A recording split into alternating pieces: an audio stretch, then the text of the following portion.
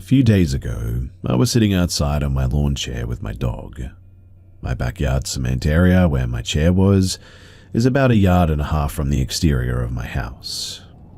One of my bedroom windows was to the right of me, sitting in the chair. I was reading a book, sober. I'm adding this bit because I do smoke a bit, but hadn't at this time, with my dog laying in my lap. All of a sudden, though, I was startled at the sound of crying.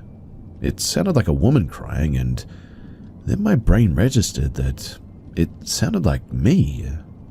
I heard myself crying from my bedroom window. Once that realization set in, I just froze. My blood ran cold and I was unnerved, to say the least. Shortly after, maybe a couple of minutes, I grabbed my dog and walked in my back door and made my way to my bedroom. Obviously, I saw nothing. I live alone and I don't know what I expected to see. Some context to this that I think is important to know is that I have a cooler in the bedroom window and it was definitely off. The other bedroom window was closed and locked and looks out to my wide driveway. There's no way that it could have been anyone walking near the other window or anything like that. I recently lost my little old lady dog, who I love with everything. She was practically my whole life since I was 13. It's been a crushing grief, so I have been crying often in my room. I live in a ranch-style house with quite a bit of space between my house and my neighbors in a quiet neighborhood that doesn't have a lot of traffic or anything. I don't want to break the 9th commandment or anything, but I think it's important to know that I am skeptically open-minded. I come from a Mexican Catholic family. Talks around these things are not uncommon with my folks. I am spiritual and I have beliefs. I have my practices. I'm responsible when practicing divination, but I have never experienced anything like this before. It's been a couple of days since this happened, and I've been in my room to sleep, get ready for work, etc. I haven't felt anything off while in my room, but as of a few weeks ago, I have felt a deep need to lock my bedroom door at night. I just do it and trust my instincts, and I don't think about it too much because I don't want to feel unsafe in my own space. I spend time in every other room in my house during the day or evening, and I even work from home 2 days a week and am mostly a homebody. I don't feel anything off any of those times, even now as I sit in my living room at nearly midnight. But like I said, lately I felt the need to lock my bedroom door. I really don't know what else to add to, and as much as I wanted to get this off my chest and out of my mind, I'm also cautiously curious if anyone else has ever heard themselves cry in another room before, or heard of something like this.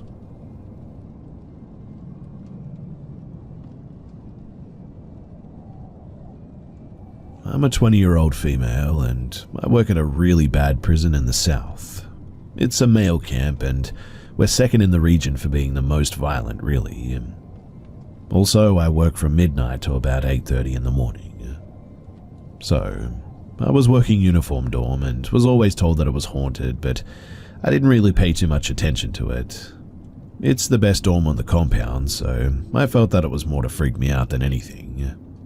A few months ago, I was working, and anytime that I was in there, I just had an uneasy feeling, like I'm being watched, that I don't have in the other, even worse dorms. It's about 2:30 in the morning now, and all the inmates are in their cells. So I go out to do a secretary check and walk around. I go to the 4th wing and get a horrible feeling each time that I work there. I go out there this night though, and it was weird. I mean, I get upstairs and completely forgot where I was and how I got there. It was weird because I never had a feeling like this before. It was like I completely blanked out the last 5 minutes. I was obviously confused and scared, but didn't freak out as I just got off the wing and went back trying to figure out what had happened. I didn't even remember leaving the officer station, and in the end I just went on with my night, but constantly felt strange.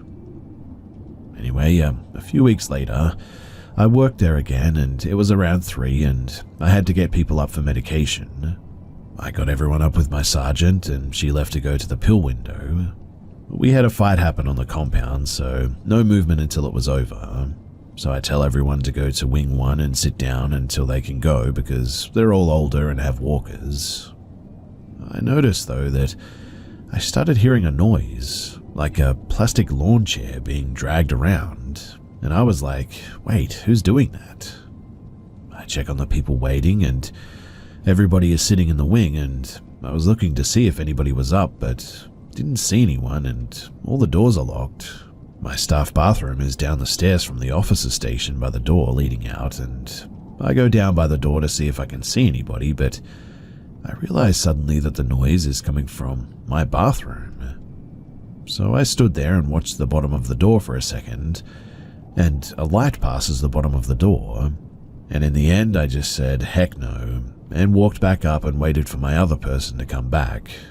Eventually I checked out the bathroom with them, and the plastic trash can was now in the middle of the floor, and I can assure you that there was no one down there. This is one of my experiences working night shift at the prison, and genuinely, it's the one that freaks me out the most.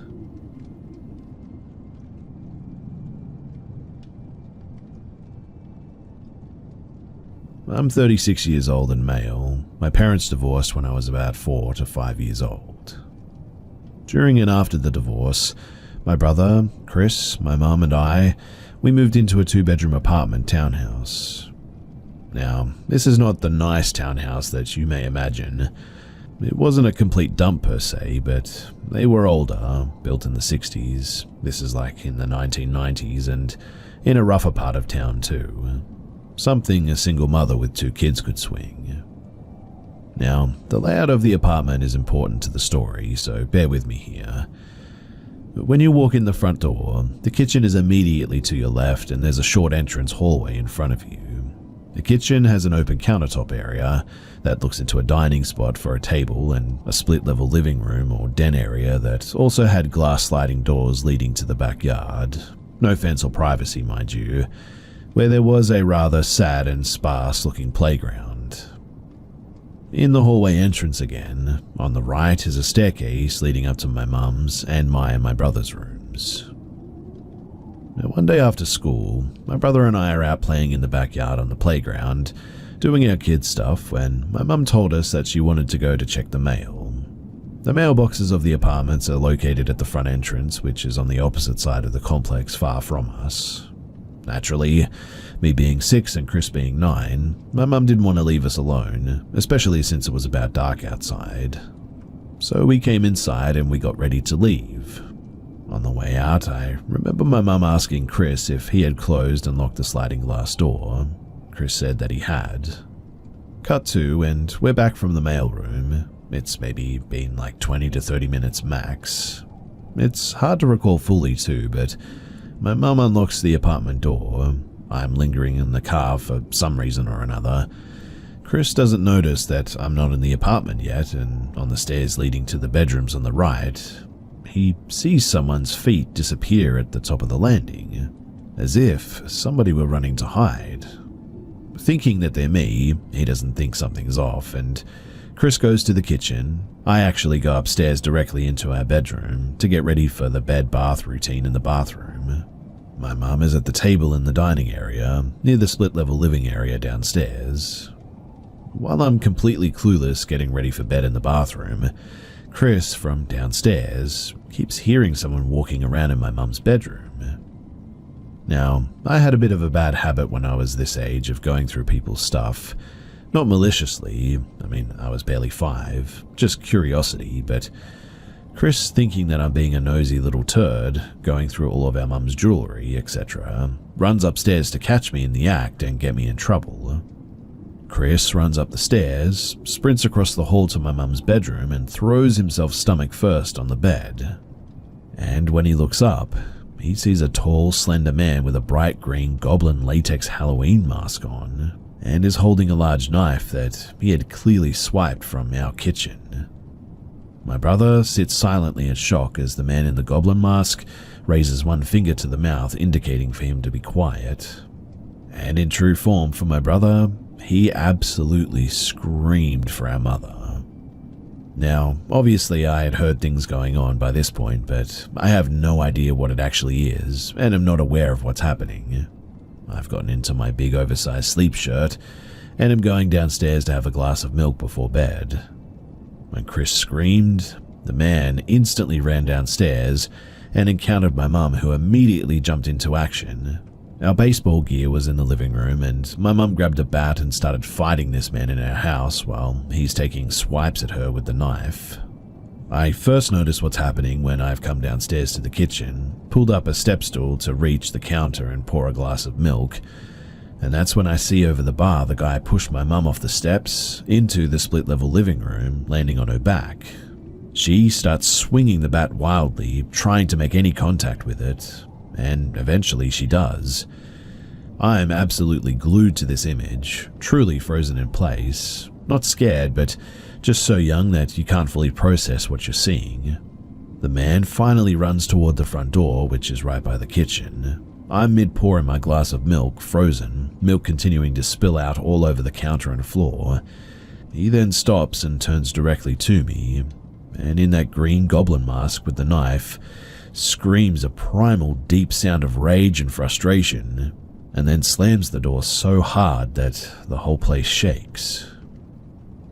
I continued standing on my stool, pouring milk everywhere, frozen for, I don't know, could have been a second, but felt like longer than that.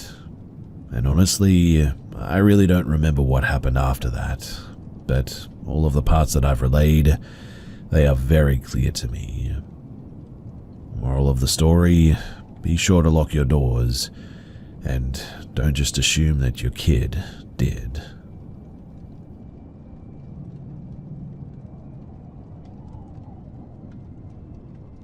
So I finally had sleep paralysis for the first time in my life a few months ago, and boy, was it a very, very strange experience.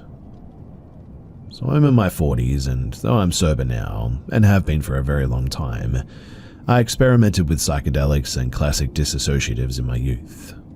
That being said, I've been in a lot of very different altered states in my life, and this was by far the strangest headspace that I've ever occupied. Though I have wanted to experience it in my life, I was wholly and pretty much entirely unprepared for sleep paralysis. It is an intensely alien and strange and unique experience. There is nothing else like it in this world, and it is the visual and spiritual embodiment of someone plucking violin strings at max volume for eternity. It is a very pressing, daunting, and inescapable and terrifying space. So, I was laying in bed in a limbo between dreaming and reality. I could feel myself laying in bed and experiencing the environment around me, my snoring cat, the oscillating fan, the glow of my alarm clock.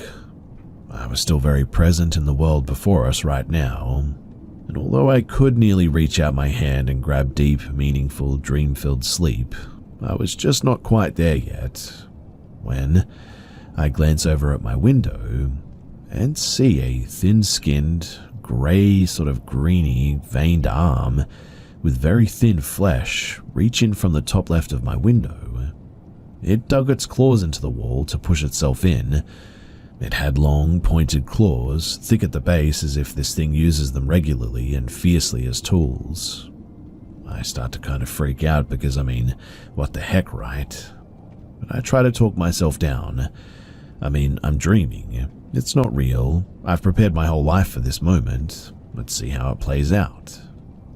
This, being or alien or demon or whatever, I don't really know, crawls into the window as if the world had flipped up on its side and it was crawling up into my bedroom. It's very much like as if Spider-Man decided to wall crawl in for a visit. It's moving in patchy, sort of jerking motions, like it's operating in a different frame rate of reality, I guess. And just like that, it's standing at the base of my bed suddenly, down to the left, just out of reach, watching me. I could feel its gaze on me like a crushing lead-filled blanket. It was the most oppressive and terrifying thing that I've ever felt. And, I've run into a bear and large cats in the wilderness before, and have been hit by a car even, but this was way worse. This 4-foot, bug-eyed, slender grey-green thing with talons just oozed fear, along with this immense power. Waves of it just came from it and washed over me, and it was like it was purposefully projecting these onto me, like an attack, and honestly, it was working. I keep trying to talk myself down because, this is not real. Like, haha, you guys got me, but I know it's just a dream. Try again next time. And after a moment, it's no longer standing there. I'm in the clear. I think to myself, wow, what a weird experience. I can see why people think that this stuff is real. But then it happens. It was like the roof just suddenly fell on me. This immense force, and I see it at the base of the bed grabbing my ankles and trying to pull me out or something. It's snarling, and boy, has it got some pretty gnarly teeth. I can sense it wants to take me with it. I can feel those talons biting into my ankles. I start to try and fight back. I feel it slip a little and adjust its grip and grab a little higher up. It does not want to let me go. And then suddenly, I'm awake. It's gone, but I can feel as if it had just been there. And honestly, I think that this was the most terrifying part about all of this. Just how real it felt, even after I was awake.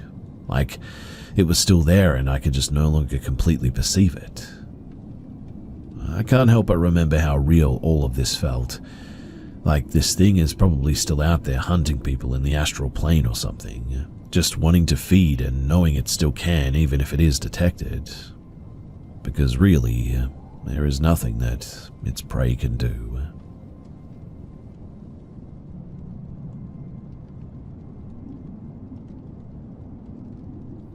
I want to talk about this because no one in my family likes to discuss this because they say it feels too negative and like something bad will happen. Basically, I was home alone with my daughter. My husband works night shift and it was maybe 1 a.m, so he was at work. My daughter was asleep in bed next to me and I decided to turn my phone off and go to bed.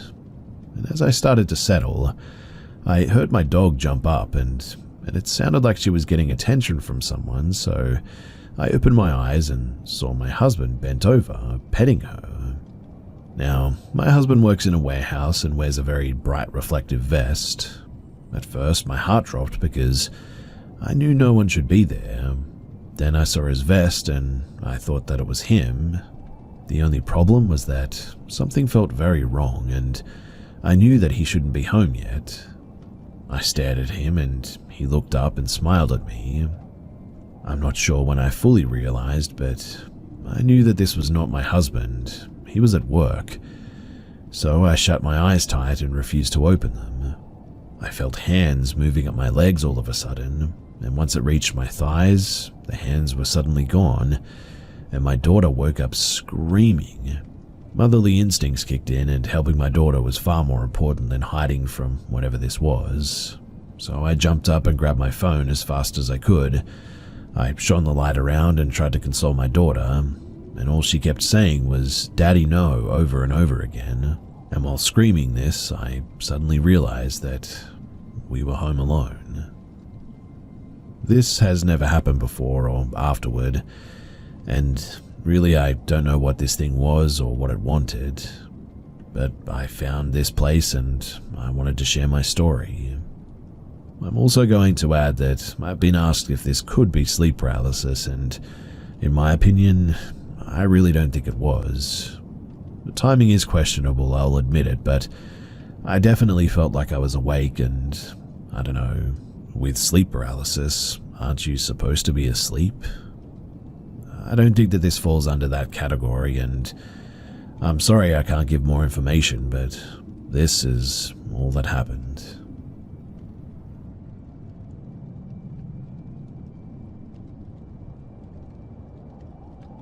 I still get the creeps whenever I share this.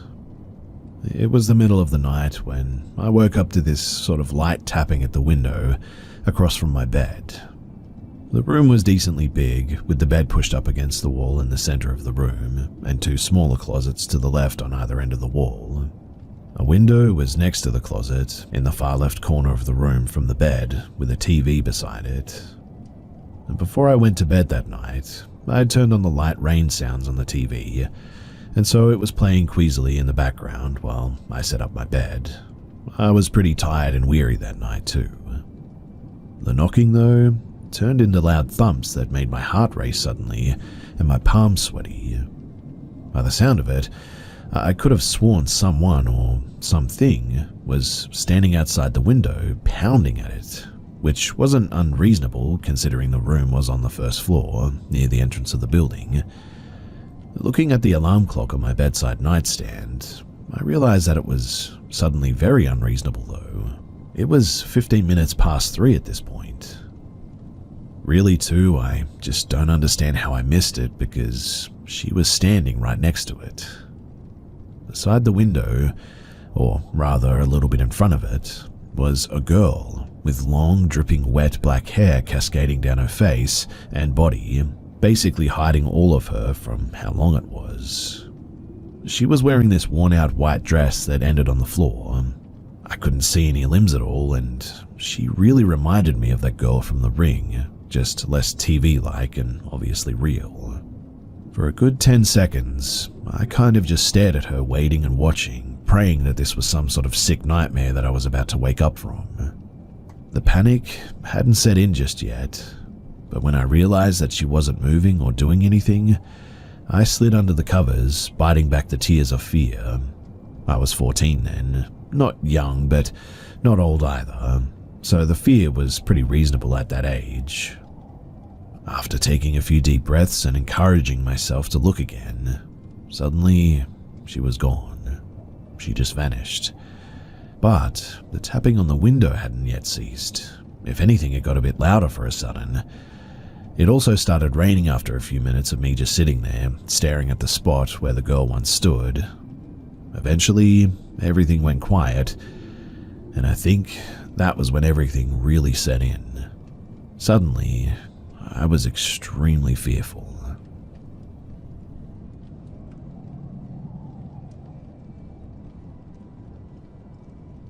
This happened when I was 11, visiting a lighthouse in Michigan that was supposedly haunted by a boy.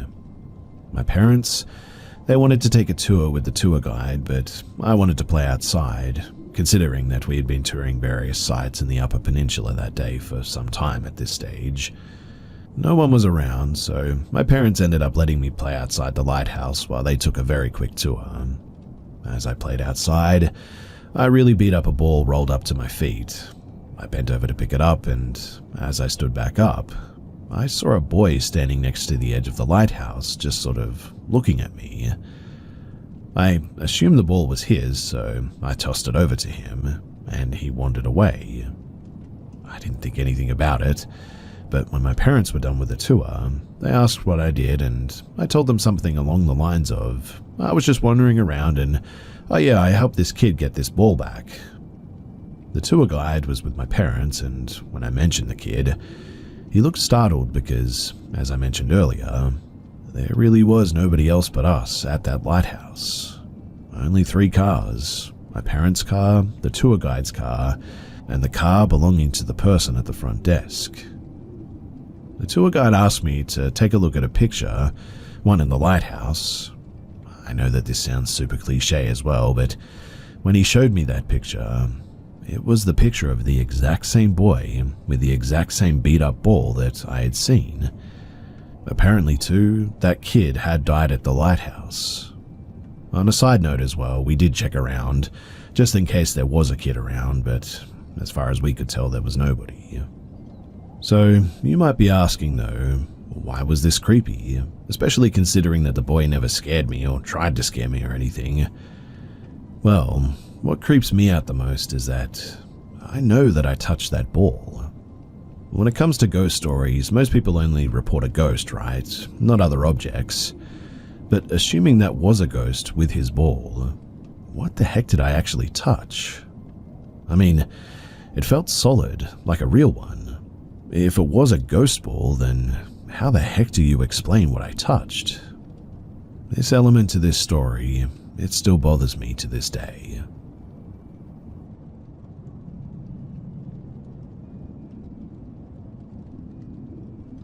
This happened to me when I was 15. Also, I'm female.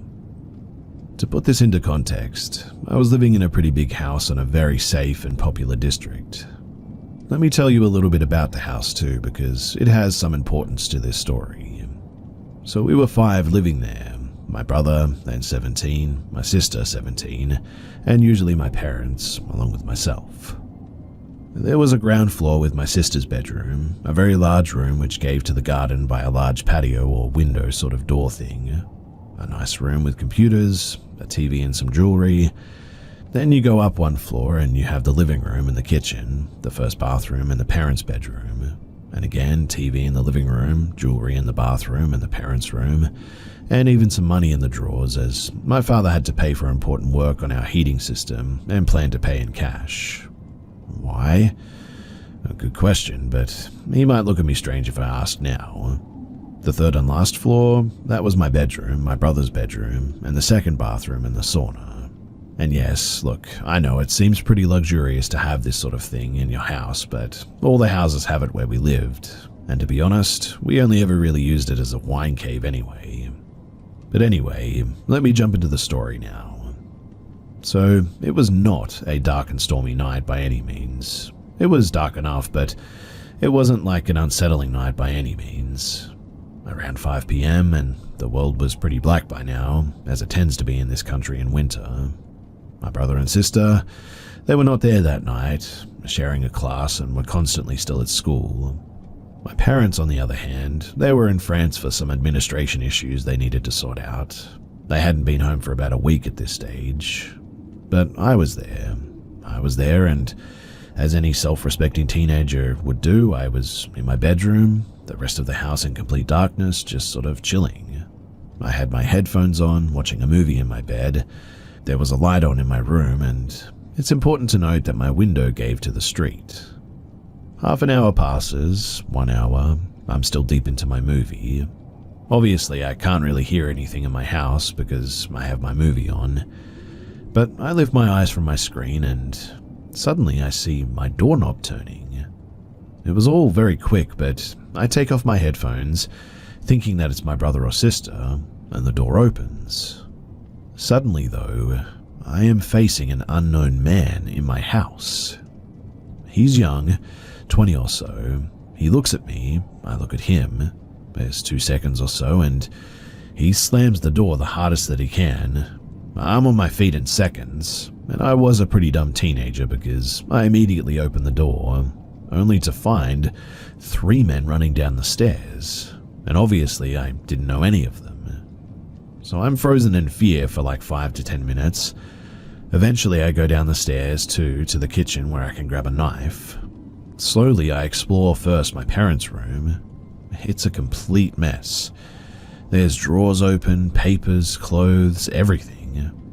And there is the money, there's the jewelry, there's the TV, the computer, which was so weird to me because nothing had been taken. I proceed to the other parts of the house, calling for my brother and sister. They don't answer. I decide to call my best friend who speaks the country's language that we live in so that she can call the police for me.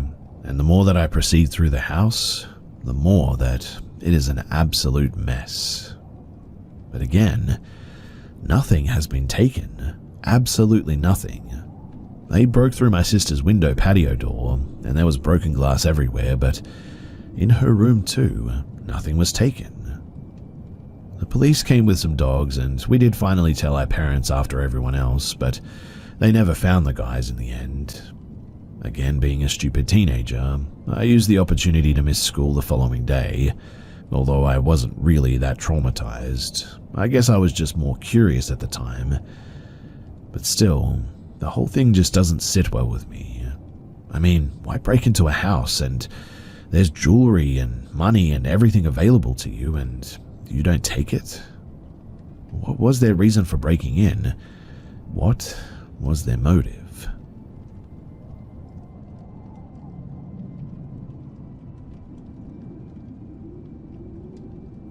When I was 16 and my sister was 14, we used to go to our grandma's house every day after school to take care of her barn cats. and before we went, we always stopped at this one and only little grocery store in our town, and we would get a soda and some little Debbie cakes and dispose of the evidence in the barn burn barrels so our parents wouldn't get mad. One day though, we were in the store and my sister and I were at opposite ends of an aisle. I went to walk around to the next and I was looking down at the floor like I always do. I have social anxiety and I avoid eye contact at all costs.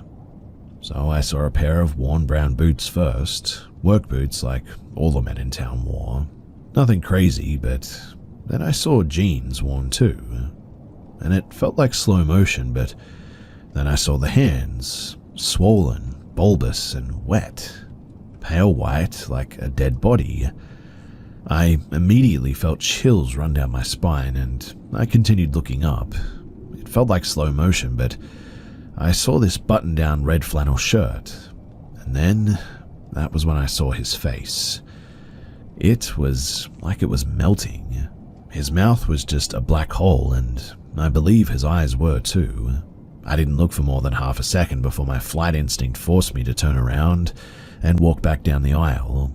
I wanted to run, but I was so scared that he would chase me if I ran, so I very purposely kept my regular pace and walked to my sister before I turned around to make sure that he wasn't following me.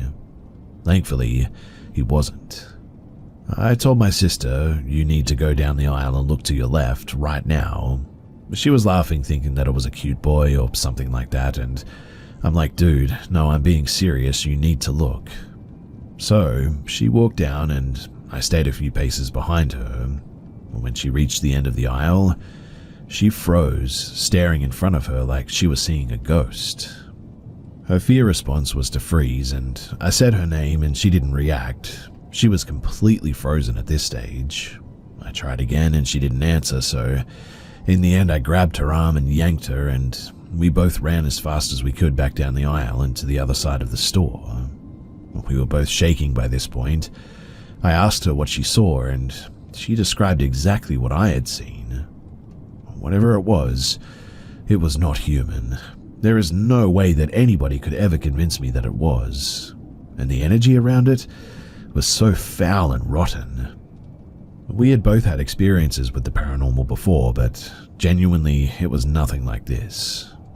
We looked around to see if anyone else was scared, but everyone else was just being normal, like they hadn't even seen it.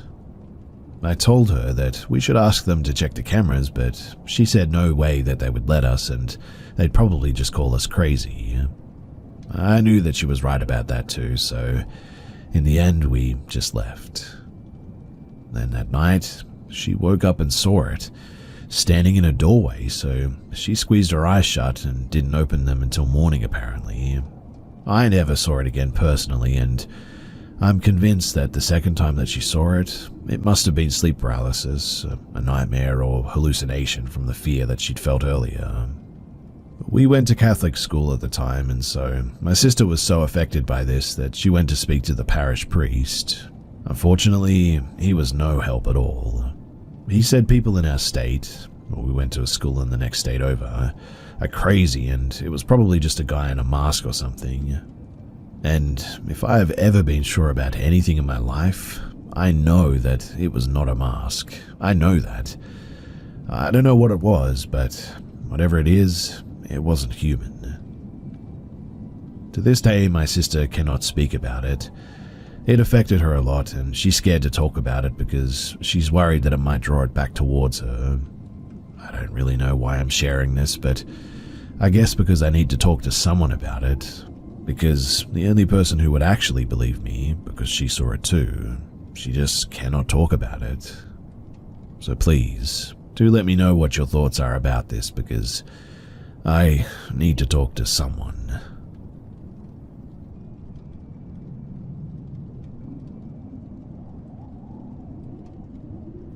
I would like to preface this by saying that working at my job has completely changed my perspective on the paranormal.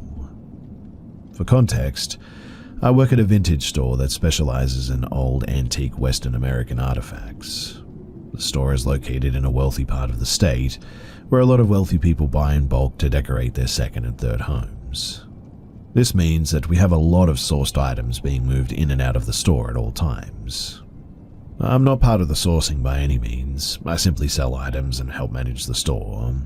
But most, if not all, of the items obviously have sort of energy attached to them, I guess. Not always good either. Within 3 months of working there too, I knew that it was haunted and that the resident spirits had taken a liking to me. With the coming and going of items, certain energies and events occur and stop too. Now, things were sort of weird from the beginning, I guess, but I always chalked it up to being a somewhat old building. One morning I was opening the store on my own.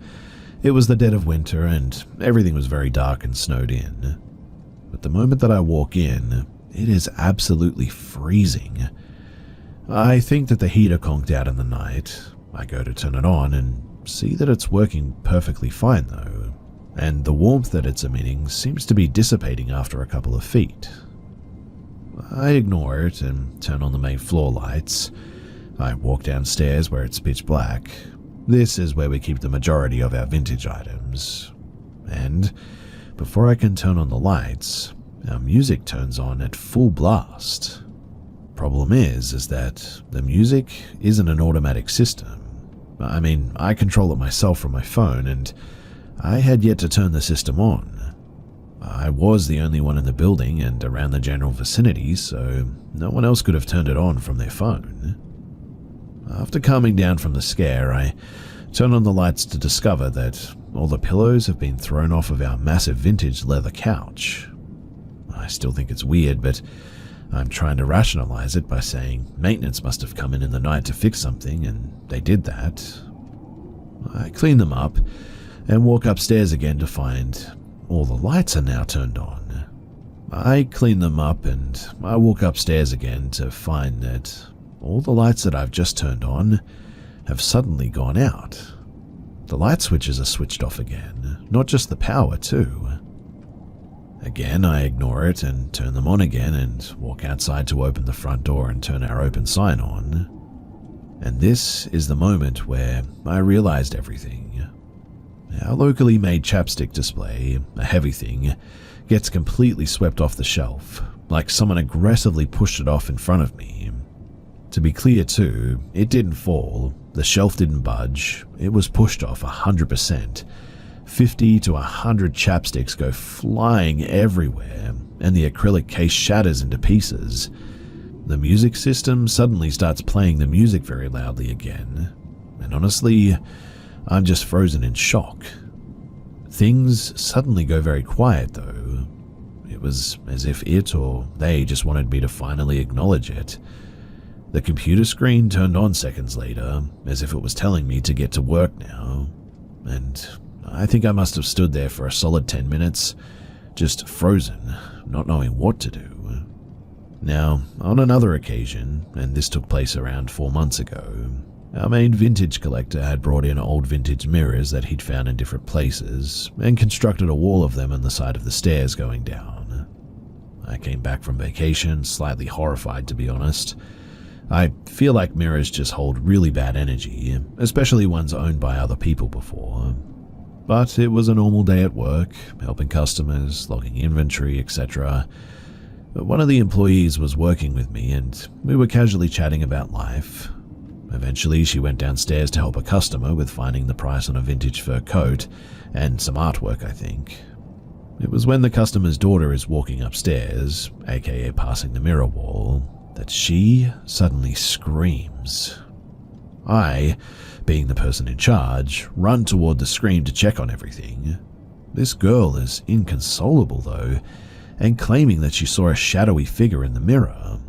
The mum is calming her daughter, saying that it's just a shadow, sweetie. I investigate and I don't see anything.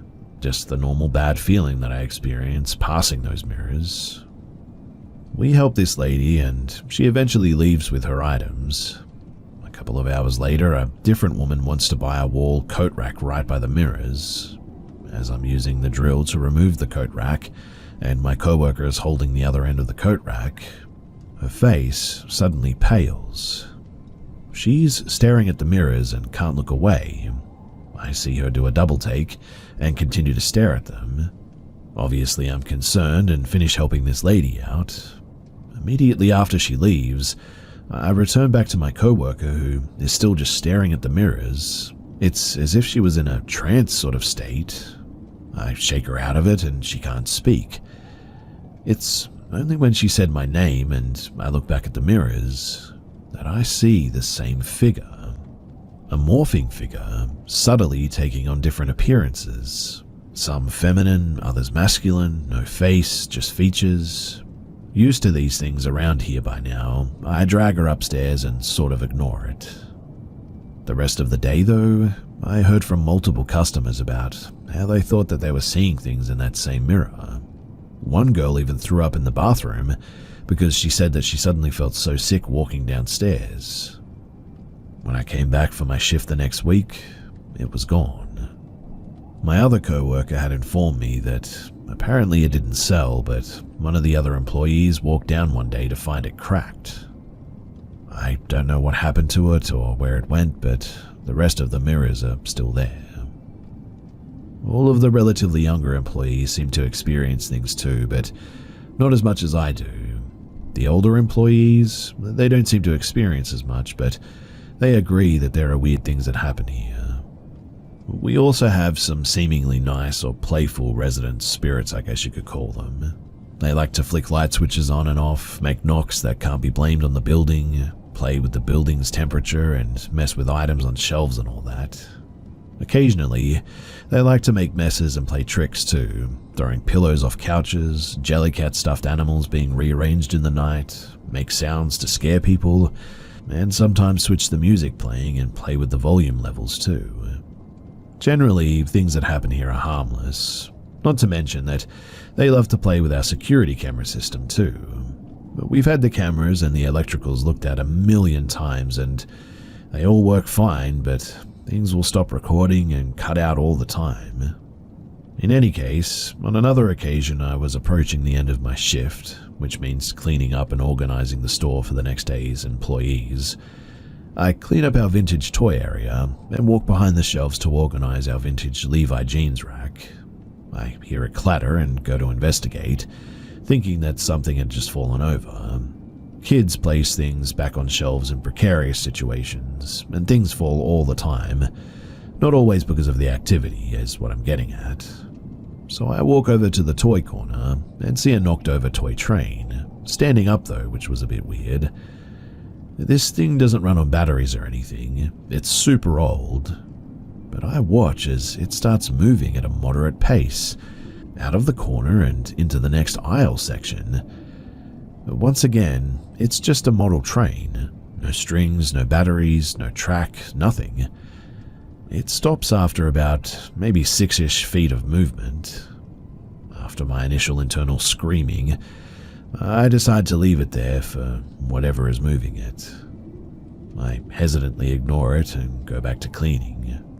No more sound or movement, and right before I close up, I put the train back on the shelf. On another occasion, I sold a customer an old turquoise sort of Native American ring. It was on sale, so no returns. A week later, she calls though and begs for a return. She drives literally an hour back to the store and says that she doesn't want the ring anymore. I think to myself, someone regrets spending the money they did and I get it.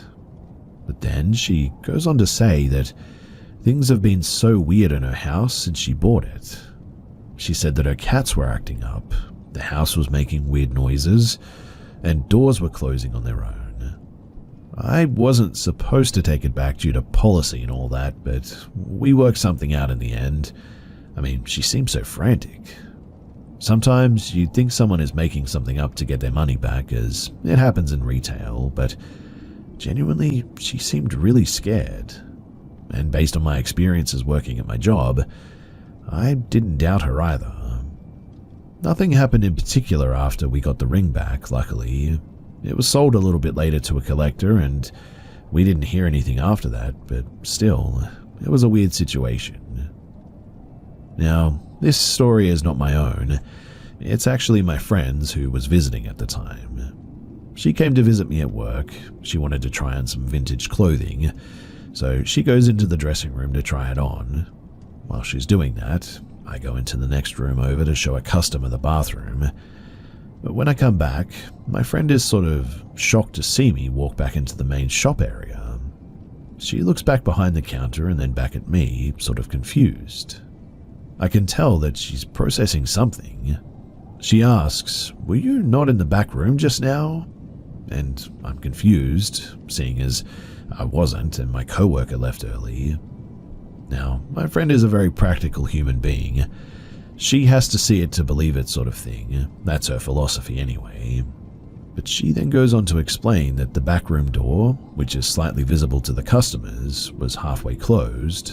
And she said that there was a shadow matching my height and size, making noise back there and moving around. She said that she thought that I was back there grabbing items. She said that she thought that she heard me respond and say "aha" too at one point. Mind you, nobody else was back there and no other customers had come in at that point. When I went to take a look, the figure back there, or whatever it was now long gone. Nothing seemed out of place, but she was absolutely convinced that I must have been back there. Anyway, these are just some of the experiences from this place, and like I said, this place has changed my perspective on things for good, and I don't think I'll ever be the same after working here.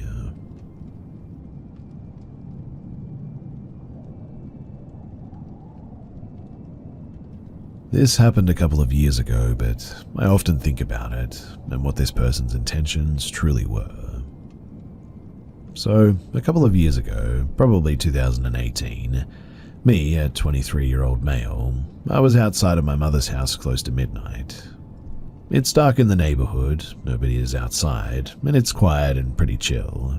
I'm smoking by my car, just listening to music and vibing pretty quietly, when I see a person walking up the street towards me. Nothing to be alarmed about, but she gets close. She's a cute mid-30s woman. Sees me smoking and asks if I have a cigarette.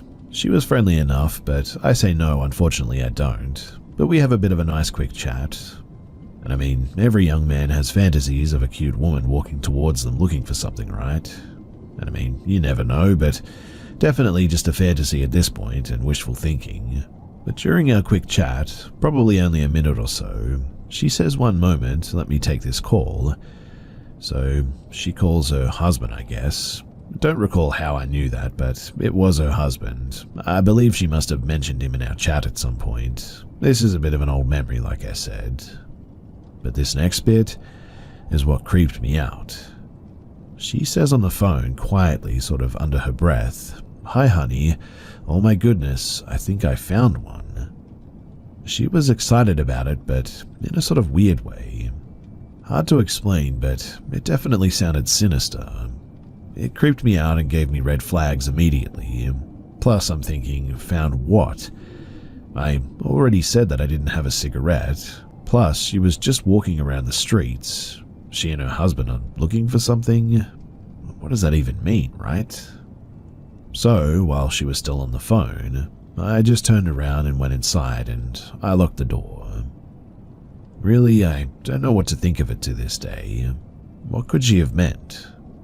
I mean, best case is that she wanted like a three-way with her husband or something, which I'm not into at all, but worst case is that they were going to rob me or do something awful and weird.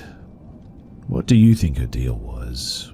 Do you think that I overreacted, or was it a good call in the end?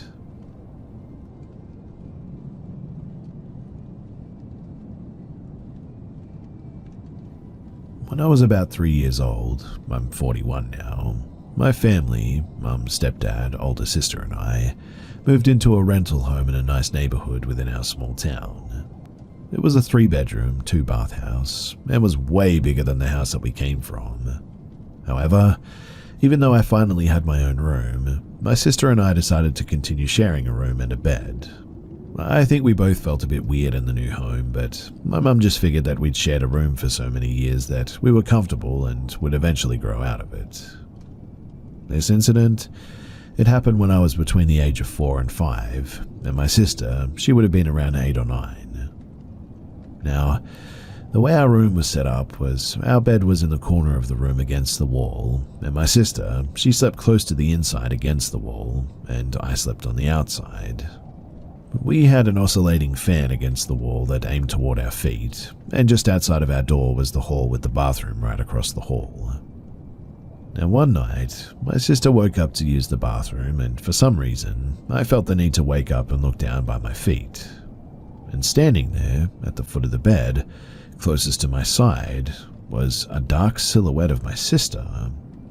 I couldn't make out any facial features, as it was just a dark void of a silhouette standing still there. I could see the fan rotating from behind her, but noticed the strands of her hair didn't move once the wind hit us. I called her name and got no response. Called her name again and again, but there was no answer or movement. When I looked out into the hallway, I saw the bathroom door closed and the light in the bathroom was on. And as soon as the bathroom door opened, it was gone, and my sister walked into the room. I remember that I was absolutely terrified and began crying. My sister came in and made sure that I was okay, and eventually I must have fallen asleep. My sister eventually came in and she made sure that I was okay, and eventually I must have fallen asleep. But even that young, I remembered the experience the next day, and it would stick with me for all these years.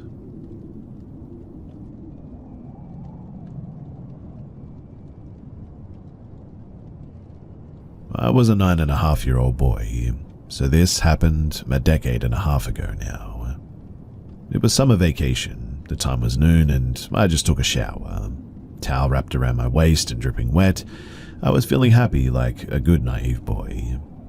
I went into my bedroom, which I shared with my parents. I was picking out clothes and nobody was in the room with me. Almost as soon as I walked in though, I could feel the ground vibrating, which was weird. As I picked clothes, I felt the vibration was coming from behind me, around my parents' bed. It went on and off like a cycle almost, but each time the vibration came back stronger. I wanted to ignore it and go about my happy day, but eventually I just couldn't ignore it anymore. I put on my shorts, and with t-shirt in my hand, I turned around to see what was going on. It was exactly as I imagined. My parents' bed was shaking for no discernible reason, and it seemed to be coming from underneath. The shaking got so bad that other objects started to shake from the bed, hitting the ground. Then, all of a sudden, it stopped again. But this time, right in front of me, I saw this weird creature crawling out from underneath the bed, about a meter or two away.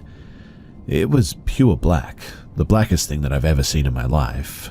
In fact, it was so dark that it was hard to discern features on this thing. It sort of looked like a goofy 2D object, but it definitely had 2 legs, a torso, 2 arms, and a head. It didn't know that I was there, I think, in the room, staring at it. It was about my size, and sort of seemed to look around for a second. At the time, I interpreted that as it brushing its shoulder off after crawling. But then, it suddenly stopped. Its eyes turned to me, and I could see fear almost. It seemed to be scared of me more than I was scared of it. We stared at each other for what felt like an eternity, but was maybe a fraction of a second. Then, without even moving one bit or making any noise, it just disappeared from my existence, like just blinked out of existence. Obviously, I was terrified. I ran out of the room and I told my parents.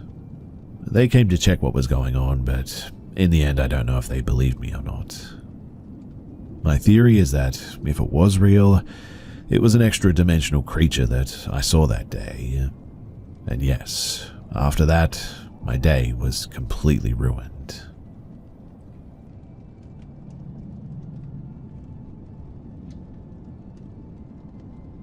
When I was young, me and my family moved into this pretty old house in England, and it was in pretty bad condition when we moved in, So we had to do some renovations to fix it up, and for personal reasons, I had to share a room with my mother, and this is where I would experience most of the ghost stuff. As you came into the room, this is what it would look like. On the left is a wall, and on the right was my little bed. Hugging the left wall was my mother's bed, and a small nightstand. And also, this all took part over the course of about 7 years. So, it started off slow, such as me and my siblings seeing someone at the corner of our eyes while we would play board games late at night, or just feeling like we were being watched. Eventually, though, it evolved to actually seeing it often. Now, although I shared a bedroom with my mother, I would keep all my toys and stuff in my brother's room, so we would often be in there late at night playing or talking. And every time that I would leave the room, the exact same toy would come launching off the shelf it sat on and land at my feet. But my parents, they were big believers in the paranormal, so they would tell us to ignore it and don't pay attention to it. Obviously, we never listened. From there, it would get worse, and it seemed to be targeting me.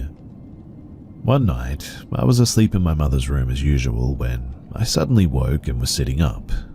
I opened my eyes, and through the little light in the room, I could see a short figure standing by my mother's nightstand and hunched over, staring at her. I didn't have time to pay attention to the details, since I immediately started screaming and crying, so loud my mother woke up thinking that I was being murdered, and as soon as my mother woke up, the figure disappeared. She calmed me down and put me back to bed, and honestly I thought it was over, but that was really just the beginning. From that point on, it would be a nearly nightly routine, at least 4 times a week. I would wake up in the middle of the night, sit up and look over to my mother's nightstand, and see the exact same thing. Some sort of figure standing over my mother, and again I would scream and cry and so on. Sometimes my mother would leave a little bit of light turned on for me on her nightstand, but that didn't help either as the figure would still come back night after night. Eventually I managed to identify what it was too. It was a little girl with blonde hair, in a dark blue dress with light blue patterns and flowers on it. Even though I could tell what I was looking at, it still absolutely terrified me, and I would still scream and cry nearly every night. Sometimes it would be in a different spot instead of next to the nightstand, such as standing by the door, looking at me instead of my mother, and sometimes closer to my bed. Eventually, my mother got tired of me waking her by screaming and crying, and she went to see a psychic. This part is crazy, I know, but she described what was happening to us every night to the psychic, and the psychic told my mother that it's a little girl called Samantha that has been following my mother since she was a child, and she acts as a guardian angel of sorts. That's why she was always watching over my mother as she slept. The psychic also drew an image of the little girl, which my mother showed me once she came home, and I immediately started bawling because, I kid you not, it was the exact same girl. We have since moved out of that house and I no longer live with my mother, but I do have plenty more experiences from that house and in others that I've lived in.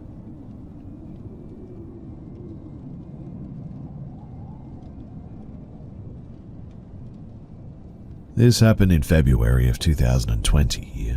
I live in the central Arkansas area for reference too. So my buddy's grandparents owned some farmland about 15 to 20 minutes outside of our town, and we would regularly spend the night out there on weekends with some of our other friends. We would make a fire, drink, etc. And this particular weekend, it was just him and I. It was pretty dark by the time that we got there, but it was the standard fare. We had decided to set up the fire on the dirt path that ran from my friend's grandparents' house through their field to the woods. But this day we built the fire closer to the middle of the field. Not long after we get the fire started, we sit down and get some music going and crack open our first beers.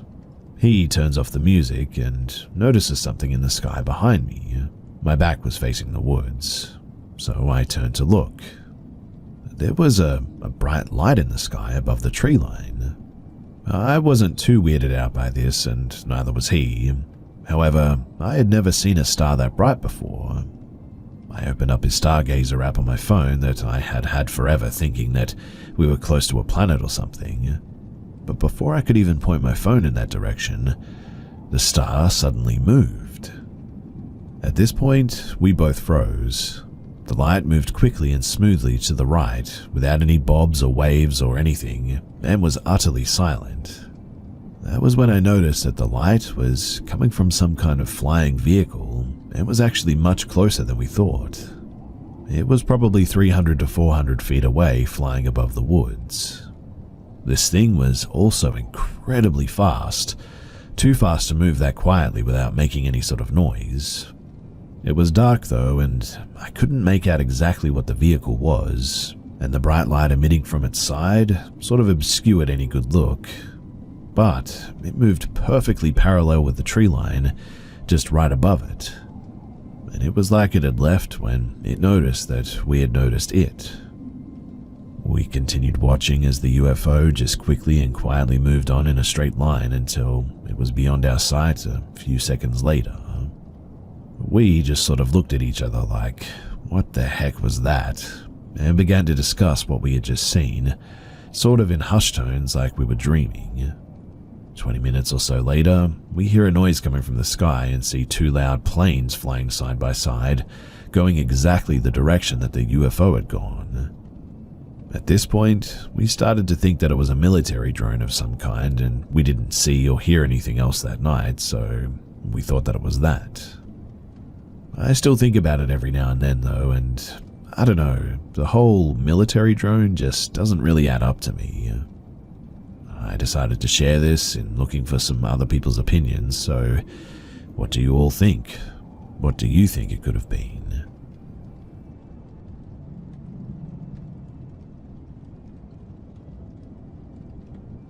I, a 29-year-old female, used to do some street performing when I was low on money, and at the time of this story, I was 25. I had recently lost a lot of weight and needed to save some money for skin removal surgery. This was due in addition to buying all new clothing and seeing a chiropractor because of the changes in my gait affecting my spine. Pro tip, by the way, is that losing weight is really expensive. I don't know why nobody warned you about that, but yeah, that was my experience anyway. So, this was a Friday night, and I was in a college town near the state university with a lot of bars and restaurants around. Because all of my clothes hung off of my body like a tablecloth, I was wearing a decorative scarf tied into a dress, and it was a little on the revealing side, but it certainly didn't look as sloppy as the rest of my clothing. If you don't wear decent clothing and makeup and such when you street perform, people assume that you're homeless and can be really terrible towards you. This is relevant to this story. So, I was tuning up my guitar, sitting in a camping chair outside of a couple of bars, and at around 8:30 p.m. this beige SUV pulls up and parks in front of me. The guy driving it hopped out and approached me. "Hey, do you want something to eat?" "Oh, no thanks, I'm okay, but thank you." "Okay." And he got back into his car, but instead of driving away, he just sat there staring at me. I thought it was a little bit strange at the time, but I was focused on getting warmed up, so I didn't initially worry about it too much. I was only planning on staying out until about midnight anyway, so I wanted to maximize my time. It was the end of the dinner time, beginning of the bar time rush, so it took me a little while to realize that the beige SUV was still there, and the guy was still sitting in the driver's seat, staring at me. I'm pretty sure he didn't even pay the parking meter in the end. Anyway, at about 9:30, he hops out again. "Hey, are you hungry yet?" "No, I'm okay. I ate before I came out here." "Come on, I want to give you something, but I don't have any cash. Let me buy you dinner." This does happen. When someone who doesn't carry cash sees a street musician that they like, they will often offer to buy a snack and bring it to you, so I didn't find that too strange. "Okay, sure. If you want to bring me a snack, that's cool." "Okay, come with me." No, I mean, I'm not leaving my spot here. There's a really good restaurant I want to take you to, though, but it's too far to walk. We need to drive there. Sorry, I'm not really interested in going somewhere. I need to stay here and make some money tonight. I thought you were hungry, though. Come on, let me buy you dinner. Me, starting to get frustrated. No, look, I told you I'm not actually that hungry. If you want to tip me with something other than cash, a slice of pizza from the place across the street, or a soda, or a cigarette or something, that I'm fine with, but I'm not leaving this spot, okay? No, I'm not going to buy you a slice of pizza. If you want dinner, you need to come with me. At this point, tons of people were walking past us, and I was getting really annoyed at him for keeping me from playing music. Well, I'm not going anywhere, and I need to make some money tonight, so I'm done talking about this. At that point, I started playing my guitar to show him that I was done with this conversation. I probably should have been more concerned by this point, but I was honestly just a little bit ticked off. It wasn't that uncommon for men who saw me street performing to offer me food or shelter in exchange for sex, so I kind of assumed that that's what he was after at this point. And for about the next hour, I focused on just playing music and chatting with people, and it was actually a pretty productive night in the end. I had almost forgotten about the creepy dude until he got out of his car and leaned against the door, still staring at me. At this point, it's almost 11 p.m. and it dawned on me that he had been there for over 2 hours. That was certainly when the alarm bells finally started going off in my head.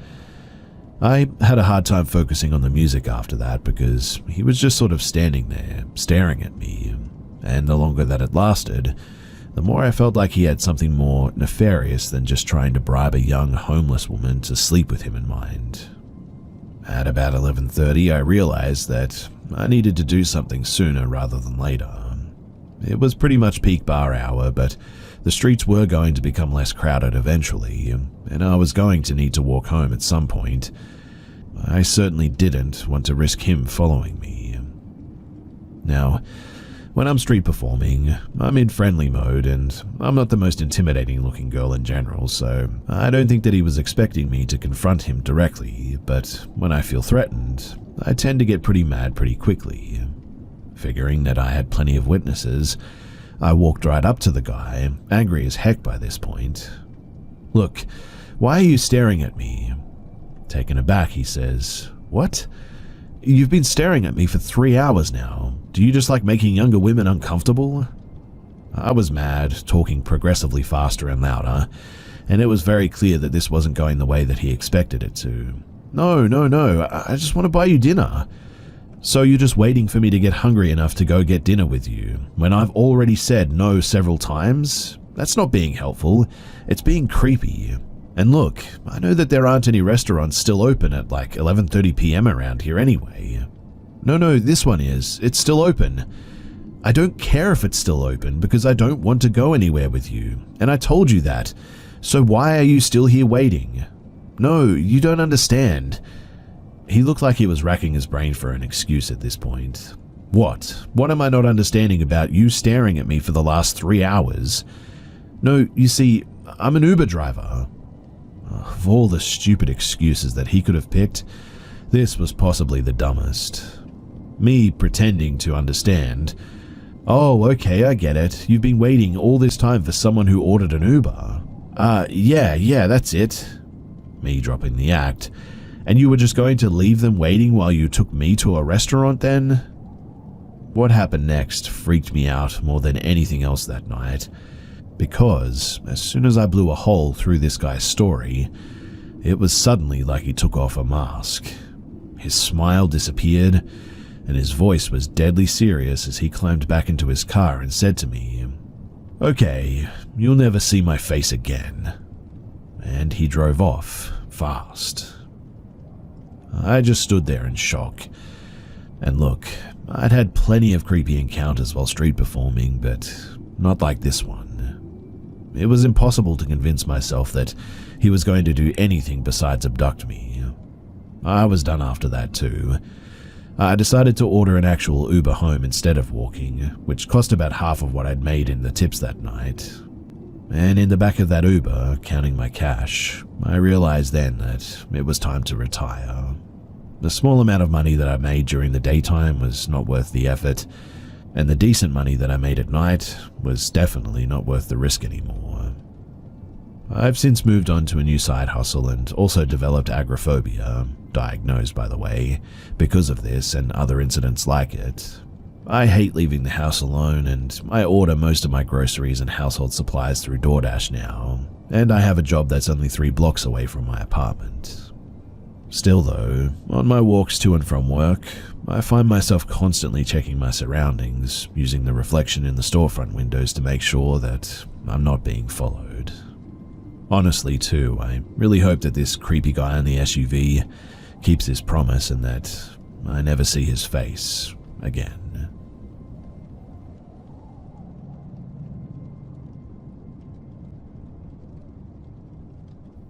I grew up in an old house in the UK. My family home is a 4-story terrace, just over 250 years old, situated on a busy street. It was originally a manor house with lots of land, but was split into 3 terraced homes with more built sort of alongside of it in the late 1890s to early 1900s. There were 2 cellars, basement rooms, 2 living rooms on the ground floor, and the kitchen. The first floor had the bathroom, my parents' bedroom, and my brother's bedroom, and the second floor was my bedroom or living space.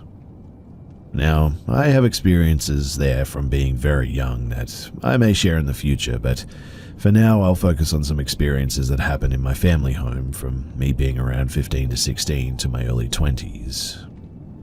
When I was around 15 to 16, I was up in my bedroom reading. It was a Saturday afternoon, and I lived with my parents, obviously, my younger brother, 2 years younger, and our dog. I had no music on or TV this day, but I could hear general muted traffic noise outside.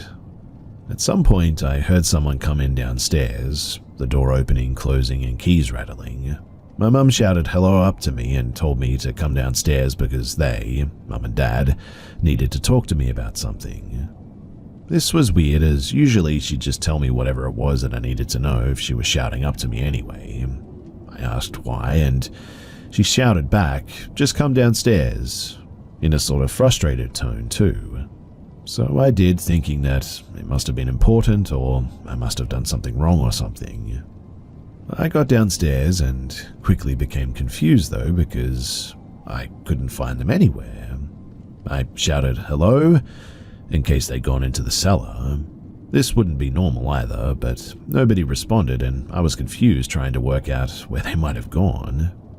I thought that I must have been imagining it though and started to walk back upstairs when my brother shouted down from his room asking me what Mum wanted because it was weird that she called me down. I replied to him saying, "Did you hear her too?" Obviously I assumed that he must have, but I was just a bit weirded out because this meant that he'd heard her too, but I was sure that there was nobody there and I was second guessing myself, I guess. But then he didn't respond, so I walked up to his room to talk to him about it. I opened his door and he wasn't there either. It was then that I got this weird chill sensation and goosebumps and started to feel a bit spooked, so I left his room and went back downstairs trying to make sense of what had just happened. Weirdly too, just as I got back downstairs, my mum suddenly walked in with the dog. She'd taken him on a walk and I asked her what happened and where she had gone. She was confused and assured me that she had been out for around an hour at this point and had not been back at any stage. She said that my dad was at work, he had been out since 8 a.m. and was due back in a few hours' time, and my brother, well, he was allegedly at his friend's house. On another occasion when I was 20, I was working in an off-license sort of convenience store. The store closed at 10 p.m, and once we closed, cashed up, cleaned up, etc., I'd get out at about 10:30, home for around 11, still living at home at this stage.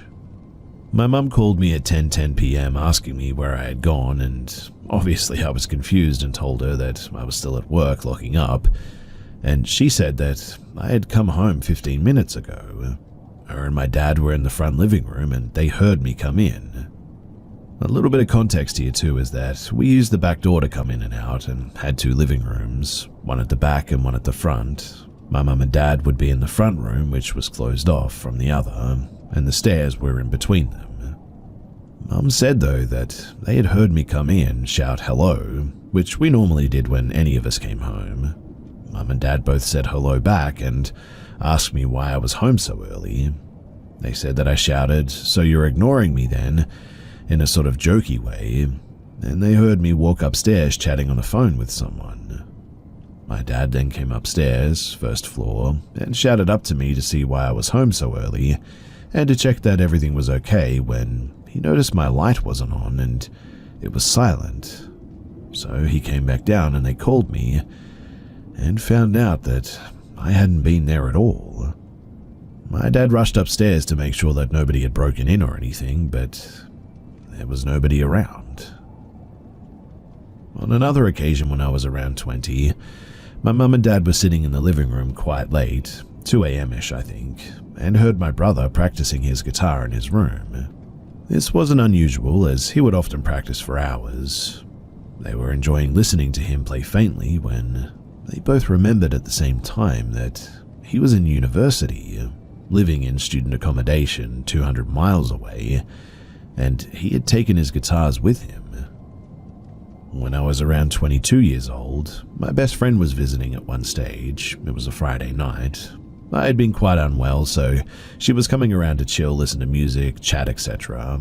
My parents were out at a function this night, and it was mid-January-ish. My friend went upstairs to use the bathroom, next to my brother's bedroom, and when she came downstairs she said, "Oh, your brother has just shouted you for something. He must have thought that I was you when I came upstairs." My brother, though, was back at uni, and we were alone in that house. I asked her if she was certain that she heard him, and she was adamant that she had, to the point that she really thought that I was trying to spook her for a laugh. She knew of the above occurrences and they freaked her out. I told her, though, that he wasn't there and that he was at uni. She didn't believe me, in fact, and demanded that we go upstairs to see what he wanted. She was 100% convinced that she had just heard him. So I shouted, and obviously I got no response. She said, "He mustn't have heard you." So I invited her up with me to prove that he wasn't home. She confidently came with me, still certain that I was joking around. We got to his room, I opened the door, the light was off, and his things weren't there, and obviously neither was he. She turned a bit of a funny grey colour after that, and she wasn't okay.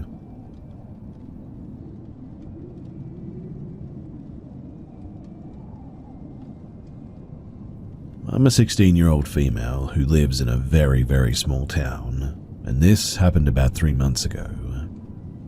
Now every morning, I would go out to our yard and drink some coffee and watch the sunrise.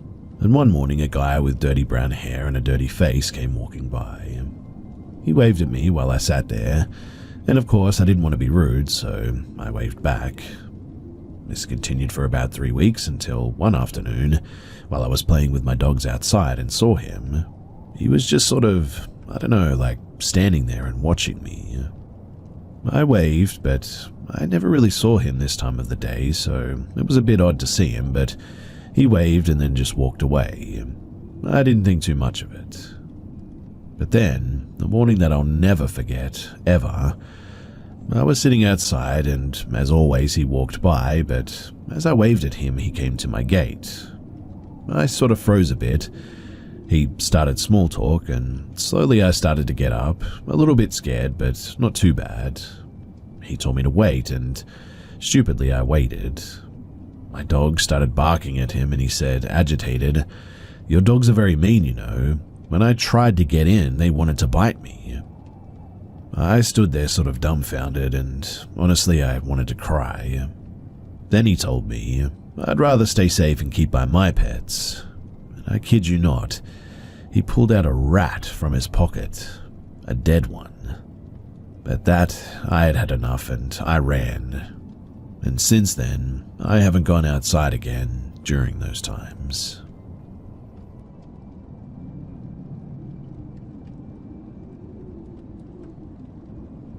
I grew up in a tiny town with a long history. Think a bit west of North California, Gold Rush land. As to not dox myself, I'll make sure to keep it vague, but the house that I grew up in was about 120 years old. Now, as a child, I frequently complained to my mum about the faceless man in our living room. He was a completely black figure, with somewhat distinguishable features, but he was just so shrouded in darkness that you couldn't really tell who he was. It was kind of like a Victorian silhouette in that you could make out the approximate size and shape of his facial features, but they were darkened and blurred beyond any real recognition, outside of a broad approximation of certain features.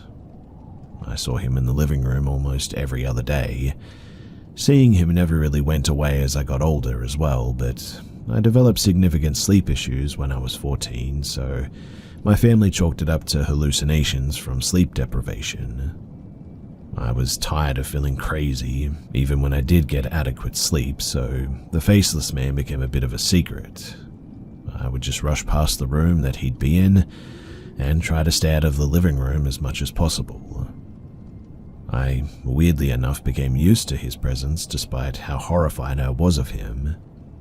Nearly 10 years after I first saw him, my family moved out of that home and, so strangely, I never saw him again, the faceless man, after that. I tried to forget about him until one night I got a little bit drunk with a childhood friend and she felt the need to admit something to me. You see, she used to come by my house for sleepovers quite frequently, but one night she had a terrible time and seemed to be quite sick for the rest of the slumber party. She never really gave a full explanation of what happened until this drunken confession. It was then that she told me that when I left the room for some reason, she wandered into the hallway and into the living room. She was walking forward with her head facing the other way, looking behind her towards my dog, and when she entered the living room and turned her head forward, she said that she was standing directly in front of a man without a face. She claims that she panicked, closed her eyes for a moment in fear, and when she opened them, he was gone. Now, as far as I can remember, I never told her about the faceless man out of embarrassment and fear that I actually was going insane. When I told her about what I saw all those years as a child, her face grew quite pale. I hear shadow people are very common apparitions, and many online sources give a variety of more logical explanations for them, but I wanted to share this regardless because I would really like to know if anyone else has had any similar experiences.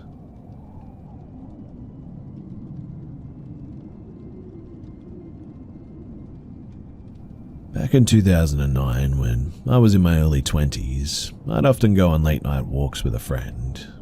We lived in a seaside town in the UK, and our walks would take us around the outskirts of the town. We only drank on weekends, and these particular events took place midweek whilst we were stone-cold sober, for what it's worth. So, we set off from my mum's house at around 9 p.m, and after walking for about 30 minutes or so, we stopped to pet a cat that was here. We were beside a building that had a big glass front. I was stroking the cat when my friend said, "What the? That's creepy. Look in that window."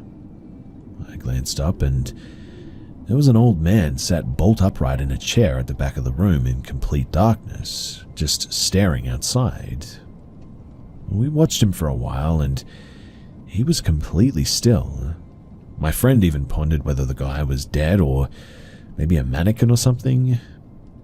We eventually moved on, and after that our night got even stranger though. You see, we made our way past the town's dump, outdoor clothes, around the town's boating lake and down towards the estuary. It would have been nearing 10:30 at this point. We wandered past some really lavish houses that overlooked the place and then arrived at a narrow wooded line that goes right down to the estuary. Normally on this walk, we just ignore the lane and keep going past the houses, to the top of the road and back into town. But on this night, we decided to wander down to the water's edge. As soon as we set foot into the lane, it immediately got darker due to the tree coverage on each side. The only source of light was at the end of the lane. We were completely silent, just sort of trudging down the lane and feeling really horrible. It was cold and the apprehension sort of came out of nowhere, I guess, but as we got to within about 20 yards of the water, we both stopped at exactly the same time with no communication. I was suddenly staring at a shape that I could make out down the bottom of the lane. At first I thought it was a signpost, but as my eyes focused, it seemed to me more like a broad figure, and it had a big head that stood about 7 to 8 feet in height. I was trying to rationalize in my head when my friend broke the silence and said, "Do you see that thing down there?" I replied with a yes, and without any further communication, we both turned around and dashed back up the lane. It was only 20 seconds or so until we got to the street, but the whole time the back of my neck was cold and I felt like I was being chased. Once back on the street, we began walking, thankful for the streetlights lining the pavement. At this point, we started talking again. Both not only saw the same thing, but we also felt the cold and sensation of being chased. We both remarked on how, without communicating, we both instinctively turned tail and got out of there as fast as we could. We both described seeing the same eerie shape of what appeared to be something bipedal and absolutely massive, shrouded in darkness like a shadow. Yet there were no shadows down there because of the tree coverage. It was almost blacker than a shadow, if anything, but there was like a density to that dark shape as well, like a void. In any case, we went back to my place and we just watched some South Park to wind down. My mate then left and I insisted on him texting me when he got home, which as two young men is something that we never did. Male privilege and all that, I guess. Now, I had an appointment at a mobile retinal scanning clinic the next day. This happened to be taking place in a car park next to the house that we saw the old man in. I went to this appointment and met up with another friend who lived nearby. As we rounded the corner, I glanced at the house that we were at the night before, and it was now completely empty. No furniture or anything. I mentioned to my friend about what I'd seen the night before, and she said, "Well, that's weird because my mum used to clean for the old couple that lived there, but they died a few years ago and it's been empty ever since."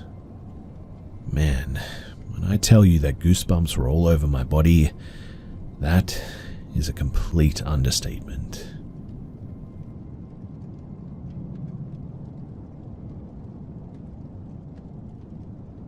In the 90s, my dad bought an old house that had a barn attached to it. A lot of houses in Germany, especially in the smaller villages, are like this. The first few years were totally fine as well. In 2003, my dad started to remodel or rebuild the house, and that was when it started. First, it was just weird little things, such as banging, things falling over, water faucets being turned on, toilets flushing. We just shrugged it off, saying that it's an old house and blah blah blah. I never felt comfortable there, to be honest, though. I always heard something right above my room, the attic, and sometimes it sounded like furniture being moved. But there were only 2 to 3 old chairs and a really heavy old oak closet up there. It was huge as well. Dad always told us that it was probably just squirrels. Pretty big squirrels, if you ask me. But well, time went by and we didn't think too much of it. I met my now husband on MySpace and we Skyped every night. Due to the time difference, 6 hours, one morning my now husband said, "Oh, they're up early." And I said, "Who?" He said that someone just walked through the hallway. My heart was about to explode when I heard that. No one was up at 3 in the morning, and as I turned to the hallway, the whole fixture of the living room curtain, which was mounted to the wall, just fell off. I got pretty scared by that. He knew about all of this stuff though because I had told him about it, and he said just go and check if everyone is asleep and just lay down.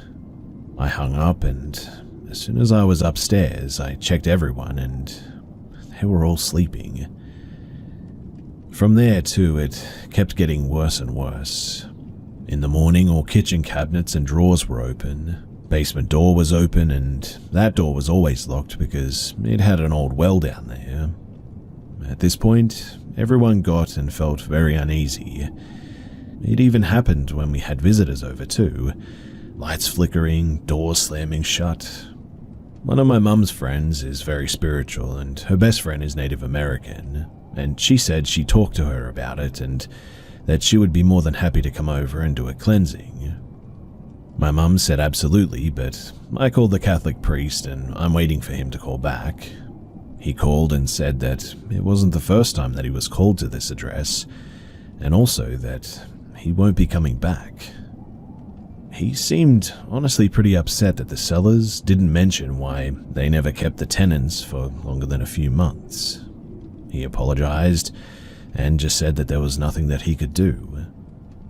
My mum asked him then if at least he knows what happened or what it is. He said that all he knows is that around the 1900s, a farmer and his wife owned the house and the land. The wife always wanted children but was never able to get pregnant. They were both lovely people apparently, but one day her husband left the house to go to the market, and a little while later his wife heard lots of screaming. Someone banged on her door, and her husband, sadly, was run over and apparently died. Ever since that day, she became bitter, especially unfriendly to kids, and didn't talk to anyone anymore. Sadly, she did die bitter as well and alone in that house. Mum was like, "Oh, that's great, thank you." And after that for a while, nothing seemed to happen all of a sudden. Everything just went quiet and almost back to normal, until my sister-in-law announced that she was pregnant. And it all started over, but this time much more aggressive. Windows fully open now, dishes flew out of the cabinets, stuff was thrown down the stairs, and the closer it got to the birth, the crazier it got too. It got so bad that both of my sisters slept with me in my room. One night, I heard my brother scream as well. We ran into his part of the house, and he said that a shadow figure came down the stairs from the attic. The stairs to the attic were in this bathroom, and went right under the baby crib, and it tipped over. From that night on, we all slept together in the living room. The next day, my mum called her friend again. At this point, we were absolutely terrified. Even my dad, who's still the biggest skeptic ever, was pretty scared. Next day, this beautiful lady came over with Mum's friend, and she looked at us and said that it's feeding off of y'all's fear. Truthfully, too, we hadn't slept right in months. She asked if we wanted to wait outside or come inside. I assumed that we were all scared for her, and we all told her that we'd go in with her. But before we went in, she, I guess, cleansed us or blessed us in her beautiful native language, and gave us some sort of bean to hold or put in pocket to protect us. I wish I could remember the name of that, but she walked in and said, "Wow, it is strong and it doesn't like me." We went from room to room. She had a tray with like several different items on it. Sage, obviously, and something that was already burning. A feather, I think, and something else as well, but I don't remember. Anyway, as we approached my brother's studio or apartment section, she kept getting louder and louder, and I didn't understand her native language, but in between she would tell us that it's trying to hide and it feels cornered. The next stop was the attic. One by one we started to go up, and all of a sudden the door swung wide open and a 2x4 board came full speed flying right towards us and almost hit my brother-in-law right in the head. And then there was this loud boom. It just felt like the whole house shook as well, like an earthquake. My siblings, Went out with my dad and brother-in-law. Once we were up there, we see the big oak cabinet was pushed over, and the 2x4 was ripped out of the wooden structure from the roof. The lady got pretty hectic at this point, and then said that it's not here anymore. It must be downstairs. The only room that we hadn't been in at this point was the laundry room. She went in there alone, and she was really loud at this point. In fact, everything felt so loud. After what felt like a really long time too, she came out and said that apparently it put up a fight. She had ashes all over her and looked really drained. And she said that apparently it kept blowing the ashes on her, trying to put the fire out off the tray. I'll never forget that day, ever. This kind lady as well didn't want anything for her work. She came back a few days later to tell us that the lady who owned the house was trying to protect us, especially my sister-in-law, since the thing was after her unborn baby. I moved to Tennessee a few years later. My siblings went to college across Germany, and so my parents sold the house, peaceful as it could have ever been.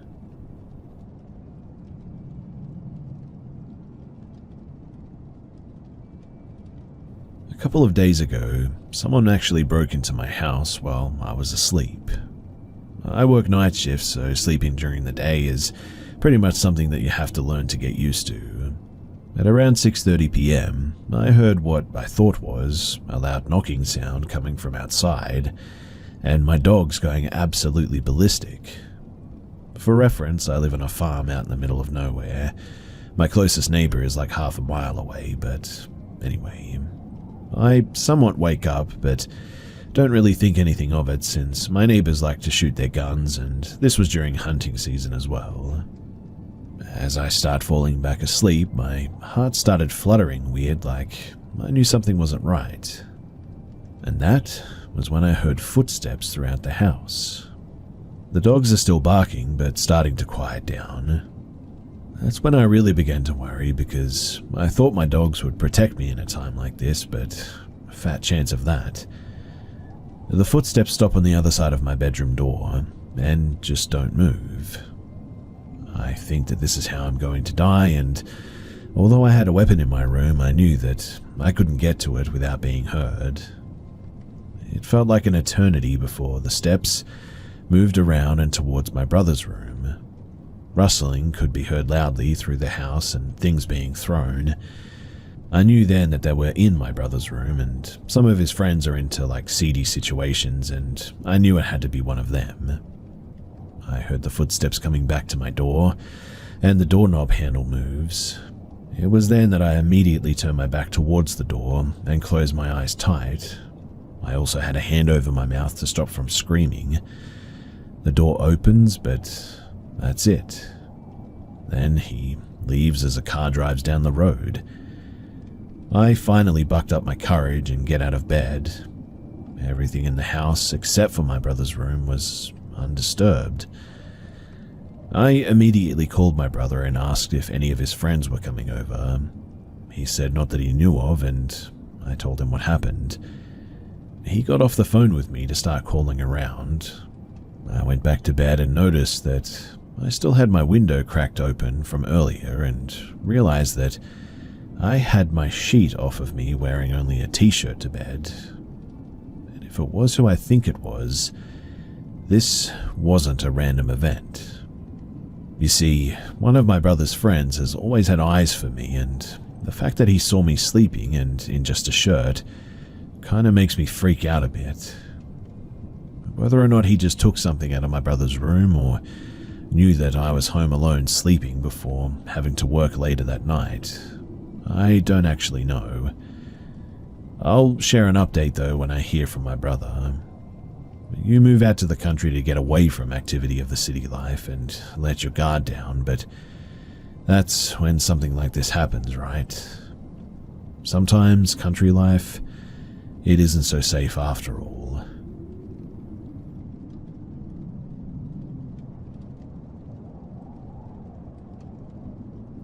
So I've been having sleep paralysis issues for a long time, like since I was little. and I would often have nightmares that lead to sleep paralysis. I don't think that my sleep paralysis is a normal kind too. I think something paranormal is happening. And when I search the things I've experienced on Google, nothing ever really pops up. Nothing useful anyway. So I've decided that after waking up from another experience, and I think it was the most horrifying experience I'd ever had, I was going to share it here and try to get some answers from all of you guys. So this all started when I was about 5. I was playing dress up alone in my room when suddenly my soccer ball rolled out of my closet. I picked it up and went to put it back. I walked into my closet and put it on the shelf where it was. When I walked out, I went back to playing, but in the corner of my eye, I noticed something strange. I turned to look at it, and it was a pitch-black, tall and skinny humanoid figure. It was hunched a bit since it was too tall to stand up all the way, and it just stood there, menacingly. After some seconds of us just seemingly staring at each other, I guess it just hit my 5-year-old mind that this thing isn't supposed to be here. I quickly ran out of the room and ran into my older brother's room and stayed there until it was my bedtime, and then he forced me to go back into my room. I laid there trying not to fall asleep since I was so scared of that thing, but eventually I ended up falling asleep. When I fell asleep, I had a dream that I don't remember what the dream was about, but I remember waking up absolutely terrified. I was so scared, in fact, that I went into my parents' bathroom and just slept in the bathtub. My parents weren't home at this time. They were away for a few days, and I don't remember where they went.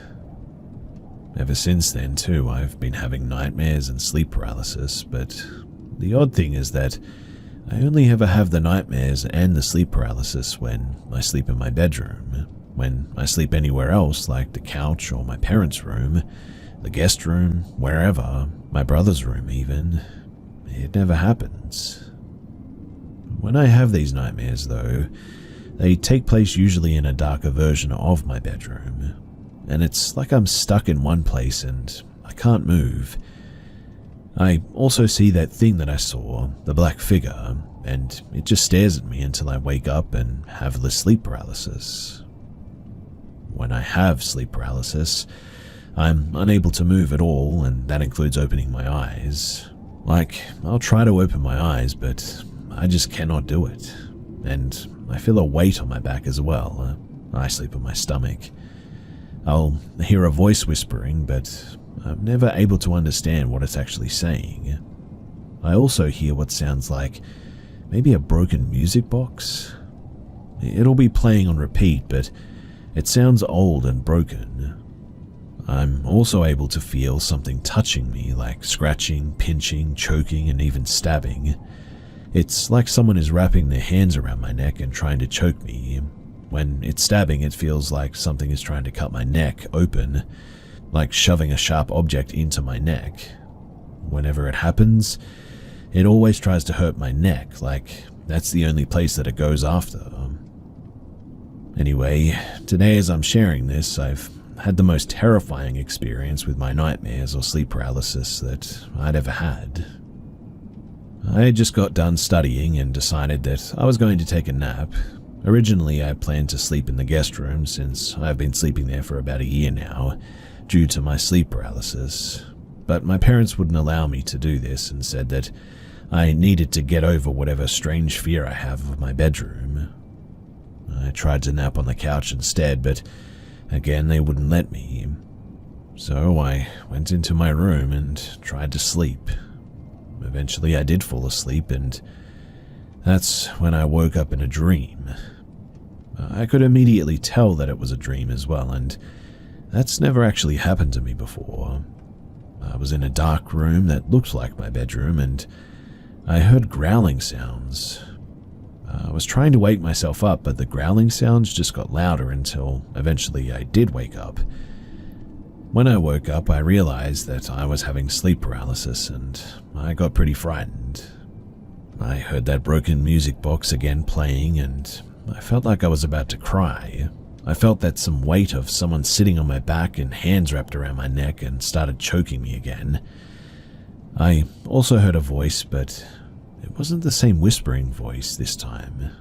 It was screaming at me, saying that it was going to kill me and that I wasn't welcome here and I needed to leave. Like, this time I actually heard what it was saying. This went on for over a minute, and usually when this happens, it only lasts for like 20 to 30 seconds. It's never happened for this long before. When I finally was able to move, I got up and ran to the guest room immediately, and I just bawled my eyes out. I really don't know what to do as well. I've tried explaining it to my parents, but they don't believe me, and they think that I'm making it up for attention. The only one who actually believes me is my brother. He slept in my room once just to see if the same thing would happen to him while I slept in the guest room, and as expected, yep, it happened to him too. At this point, it's official that my room is being haunted by some weird demon or something. And I'm here to ask all of you, what do I do? After this, I'm never stepping foot in that room again, unless it's absolutely needed, and I'm definitely never sleeping in there ever. My brother offered to help me move my stuff into the guest room this weekend, which I'm really thankful for, but the only issue is that I have to convince my parents to actually let us do that.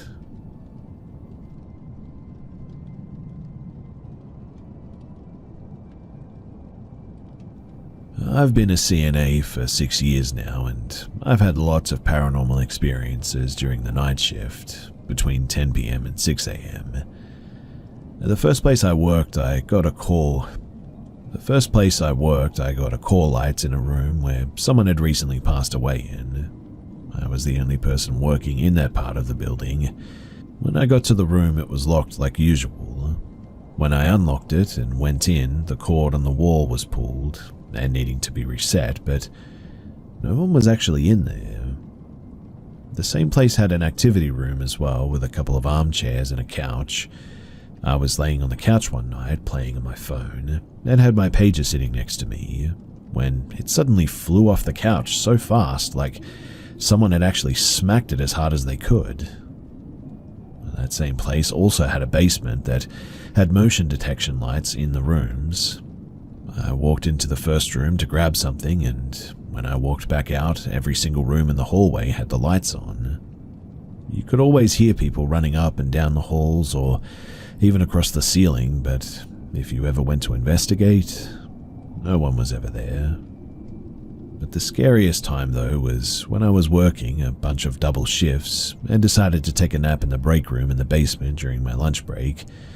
I had sleep paralysis where I was stuck on the couch, and there was an old man in the corner of the room watching me, but keeping his face hidden from me, it seemed. I tried to move and get away and managed to break free and run out of the room a couple of times, only to suddenly appear back on the couch all of a sudden. I know that sounds weird, but it's really the only way I can describe it. However, the second my break ended at 30 minutes, I was suddenly able to move. I sat up, and as soon as I did, the lights went out. They were on a timer though, and really should have turned off after 5 minutes, but they seemed to stay on the entire time until my break had ended, as if they had detected the person in the corner the whole time. The last crazy thing that I experienced was at a news center that I was working at. I would always hear doors opening and slamming shut, or a lady's voice yelling at the end of the hallway, "Is anybody here?" But when I check all the rooms, everyone would be asleep in their beds. At that same facility, I went into a room to help someone use the bathroom. When I got him sat up on the edge of his bed, I had him grab my arms and I said, "I'm going to help you stand up so that we can use the toilet real fast, okay?" And a woman right behind me, almost as if she was leaning over my right shoulder, said, "Okay," in reply. I whipped around like nobody's business, but when I did, obviously nobody was there. Now, I know experiences like this aren't uncommon at these facilities, but I'm wondering if any of you guys have any similar experiences, even if it is completely unrelated to these sorts of places.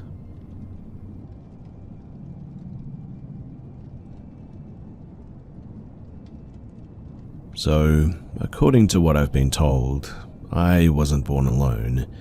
I had another spirit with me, and I'll explain how I found that out. So I've never felt like I was from Earth, and I never really felt human as well. I always worried about where I came from and what is my mission on Earth. Mind you, this is when I was a kid. I don't think like this anymore. I was a very spiritual kid though, and one of those kids who say weird things to their mum about their past lives and all that. I've also had vivid dreams and have had deep interest in them as well. So keep this info handy as it will become important. Now, I was also constantly afraid of being watched growing up. I used to worry that a spirit was watching me when I went to sleep. With time, I randomly started to worry that a ghost girl was sitting on my bed and watching me, and it felt a bit too real for me at that time. I had many nightmares that someone was chasing me, especially a dark figure, and when I woke up, I usually run out of my room. Then, when I was about 11, this dark figure actually caught me for the first time.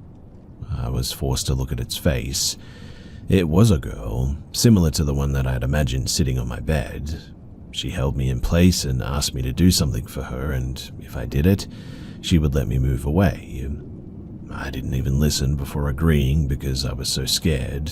She laughed and jumped at me, which made me wake up in my first sleep paralysis. I remember looking around with just my eyes, unable to move my body, and seeing the girl laying down next to me. After that, I constantly had dreams about her as well. And not only dreams. Sometimes I could interact with her by just closing my eyes. I would get into a sort of trance and she manipulated my mind, it felt like. And yes, I know that sounds really weird, but that is the best way that I can describe what actually happened. If I closed my eyes and I imagined her, my imagination would soon become extremely vivid, almost like reality, I guess. And she controlled herself in my imagination, like I couldn't control what she did in the way that I imagined her. She would often just smile and give me jump scares, literally jumping and grabbing me. It always left me with a weird sensation all over my body. I felt as if I was vibrating, in fact. I also had a few out-of-body experiences. One time I was just sitting down and stood up, but instead of standing up with my physical body, I seemed to have been standing up in my spirit, I guess. I turned around and saw myself, then re-entered my own body. It was a very scary moment, and there were a bunch of people around me when it happened, so I just had to pretend like nothing happened. That's how I remember it anyway. I was still a kid, like I said before, and it could have another explanation, I know that. Anyway, after a few years, my mum called a medium to help me with my situation. I honestly didn't understand much of what happened in my sessions with that medium, but for some reason, the girl just stopped appearing to me after them. My mum didn't explain it all to me until I was a bit older, but she told me that the medium found out that the girl that I interacted with was apparently a spirit from a past life that I'd had, someone who loved me and she was still attached to me, so she couldn't move on. She wanted to stay with me, so she chased and grabbed me. That would explain why I was so spiritual and sort of felt disconnected from the world. I had someone from my past life right there, always by my side. I don't know about any of that, but what I do remember is that after that medium arrived, and I did whatever I did with her, everything just seemed to stop. Which is a bit weird, right? What do you guys think? Do you think that there's any validity to these stories and these things that happened to me? Or do you think that it was all in my head?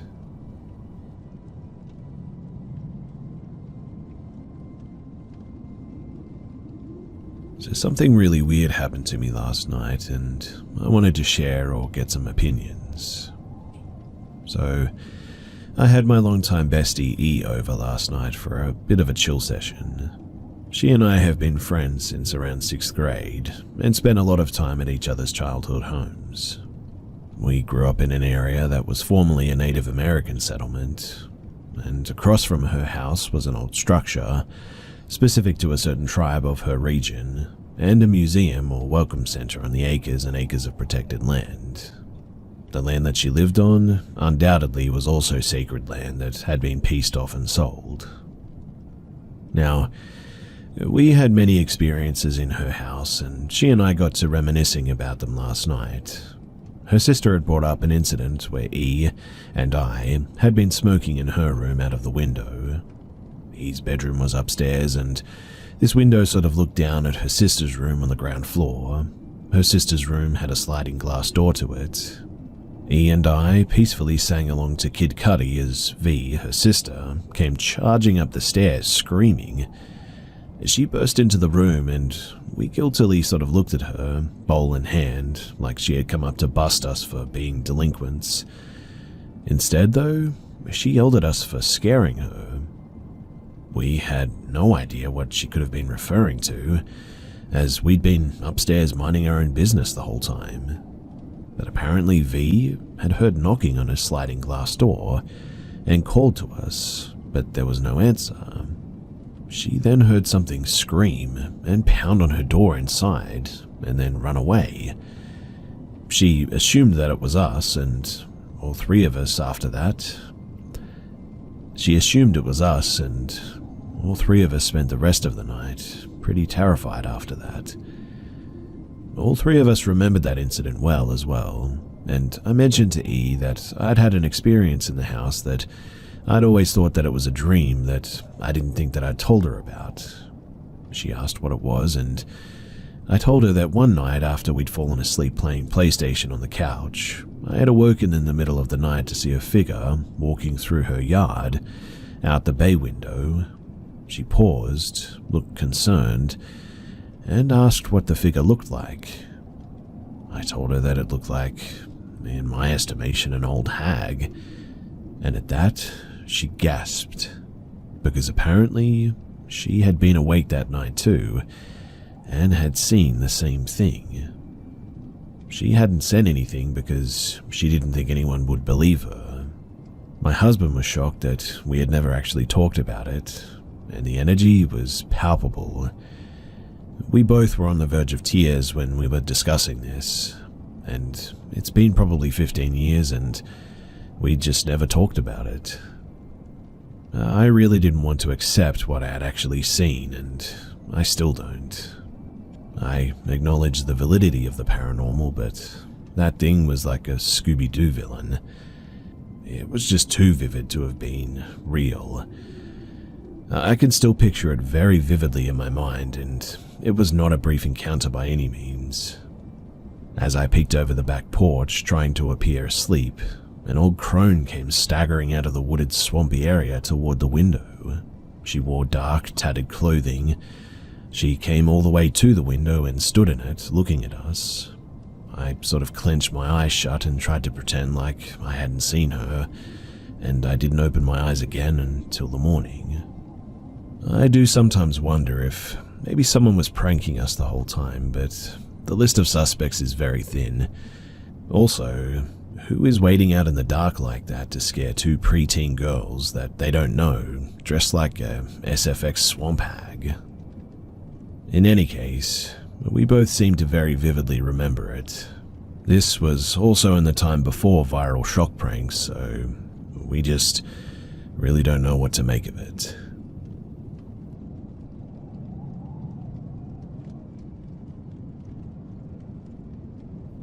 When I was between 10 and 13, I don't remember exactly. One day I stayed home from school because I felt a little bit unwell. I was laying in bed and I clearly remember seeing two people float over me. One was a male dressed as a soldier. He was wearing head-to-toe camouflage, including a hat and brown boots. Behind him was a woman with long dark hair wearing a wedding dress. They floated over me and just went straight past me, and They were sort of slightly transparent, I guess, and I only saw them for about 3 seconds and then they were gone. I remember being extremely spooked, but quite quickly writing it off as a dream. I never really thought much of it after that, but I never forgot about it either. Anyway, a couple of years ago, so about 5 or 7 years after I saw them, I was having a conversation with my mum about paranormal activity and ghosts. She was telling a story about how the lampshade in my brother's room once was swinging like crazy, even though nobody was moving. The doors, the windows were closed, etc., and there was just no explanation for it. And this is when I told her my story about seeing the soldier and the woman. She found it fascinating, and this is when she told me, before we lived in our house, an old couple lived there. The man was apparently a soldier who fought in World War II. They lived here until they passed away. And I mean, like what, right? I mean, our house is over 100 years old, pretty common in England. But I had no idea about any of this until this moment. Ever since I found that out, though, I truly believe what I saw was real. Maybe I did dream it, but even if it was a dream, I really think that it must have been them. Also, I want to add as well that the lampshade in my bedroom, it swings constantly. No window or door open, no one moving in the room, no fan or anything. Everything in the room is still, but my lampshade, it swings often as well, switching directions and going faster, then slower. I fully believe that there is something living in that house, and I'm okay with it, I guess. I mean, they've never caused me any harm. I just wanted to share my story, though, and see if anyone has experienced anything similar. I find it all really fascinating, and if I hadn't have experienced what I had, I probably wouldn't believe either, but now I just cannot after what I've seen.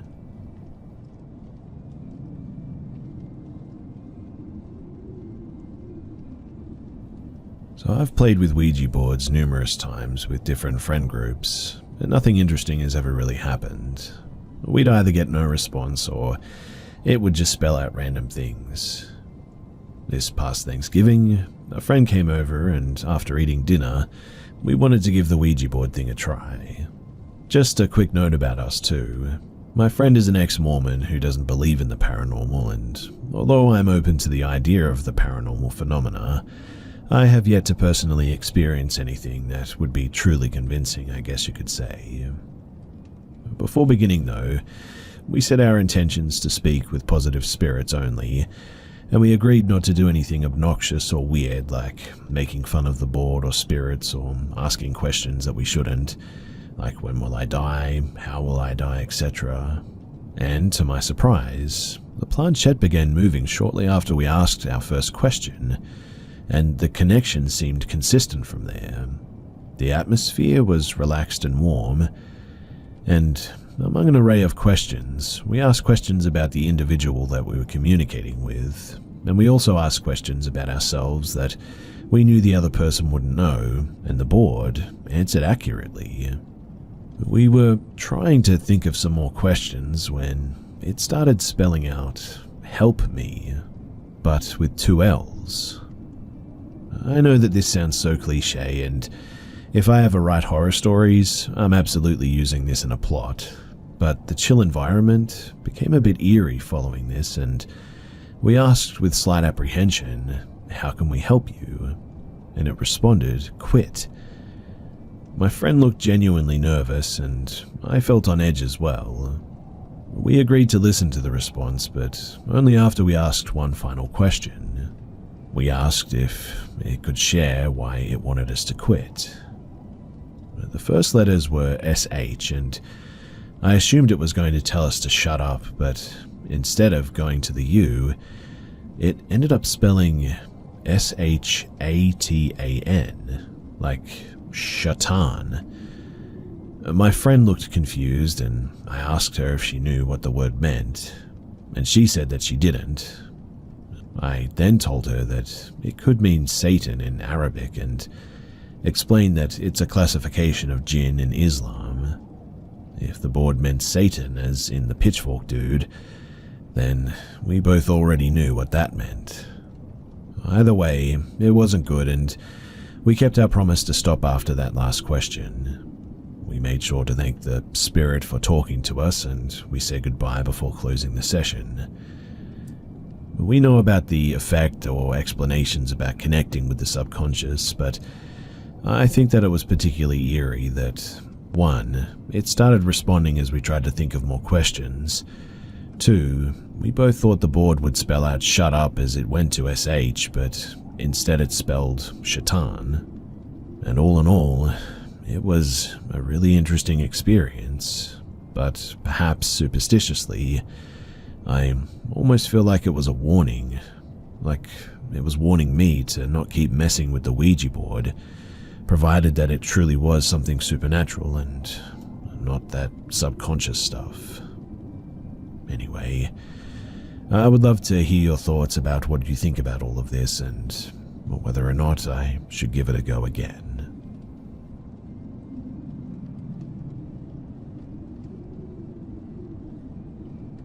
In June of this year, I moved out of my parents' apartment as I finally got a steady job and longed for some sort of freedom.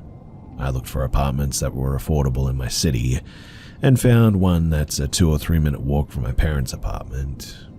To me, it was perfect. I'd get to live alone and my parents would still be nearby, so I could visit them whenever I wanted to or pop in to have breakfast with them.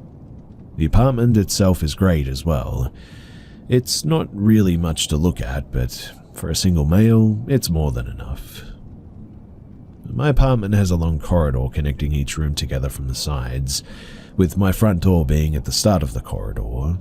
My bedroom is the second room on the left, but since the walls are pretty thin, you can literally hear people in the apartment complex walking, talking, etc. from my bedroom, and any room for that matter, really.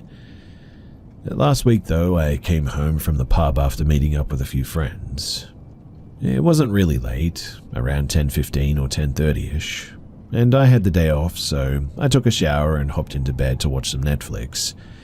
It was probably around midnight when I heard a faint knock coming from the front door. I stopped the show that I was watching and listened for a minute or so, and just thought that it was my mind playing tricks on me. I continued watching Netflix when, once again, I heard a 2-motion knock on my door. I sat up from bed, went to the door and looked through the peephole, and sure enough, it was pitch black. I once again shrugged it off and went back to my room, but before I could even sit down properly, I heard a slightly louder knocking at my door.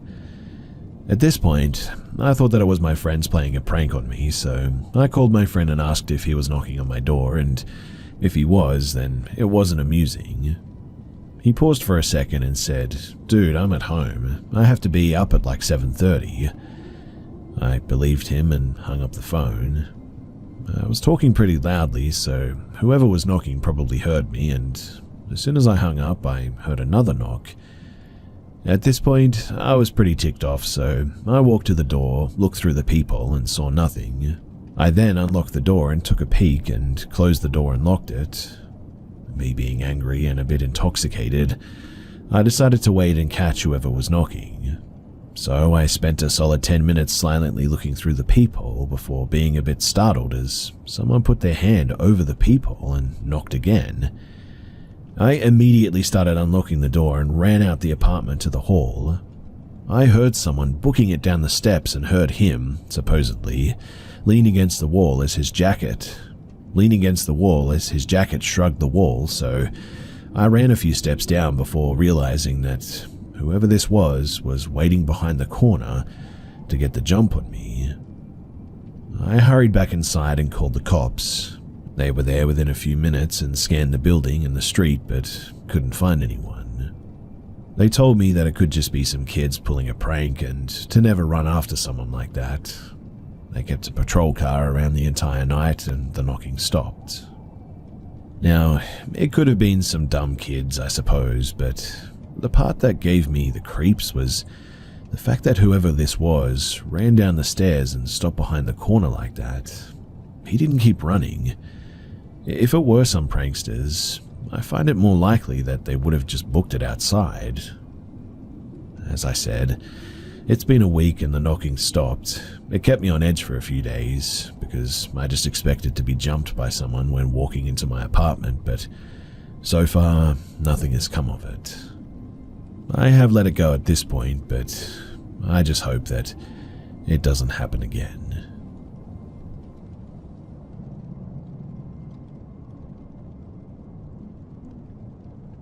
I was living in a flat share on the outskirts of a city which is known for generally being very safe.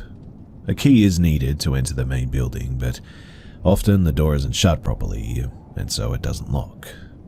It's not really a cause for concern for anyone in the building, as it's a very trusting neighborhood.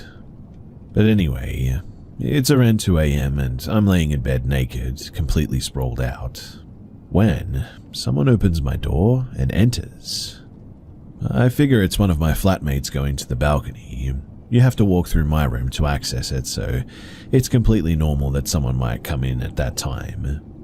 I've just smoked a spliff and it's 2 a.m., so I opt to ignore him and pretend to be asleep.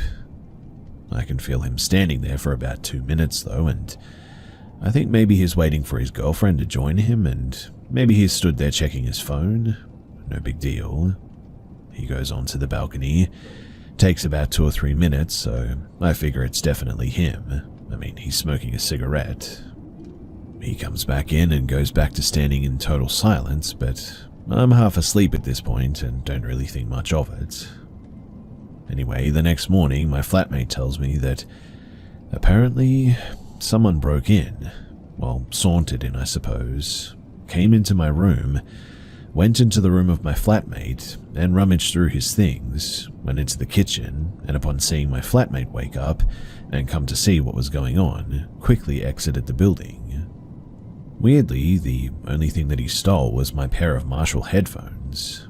We were all very confused as to why they stole only my headphones, as opposed to money left on the table or my flatmate's multiple cameras, for example.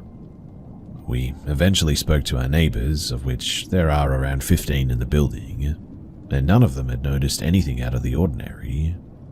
They hadn't gone into any other apartments, in other words.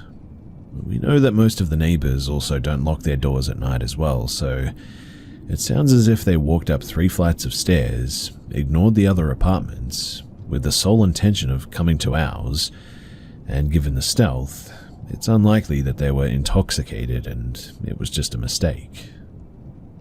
Nothing else ever came of it, but the police said that they would keep an eye out, and I had to buy a new pair of headphones. But it left me thinking about what would have happened had I opened my eyes and alerted this person standing over me. Would they have hurt me? Would it have been a total stranger, or maybe someone who I've already met?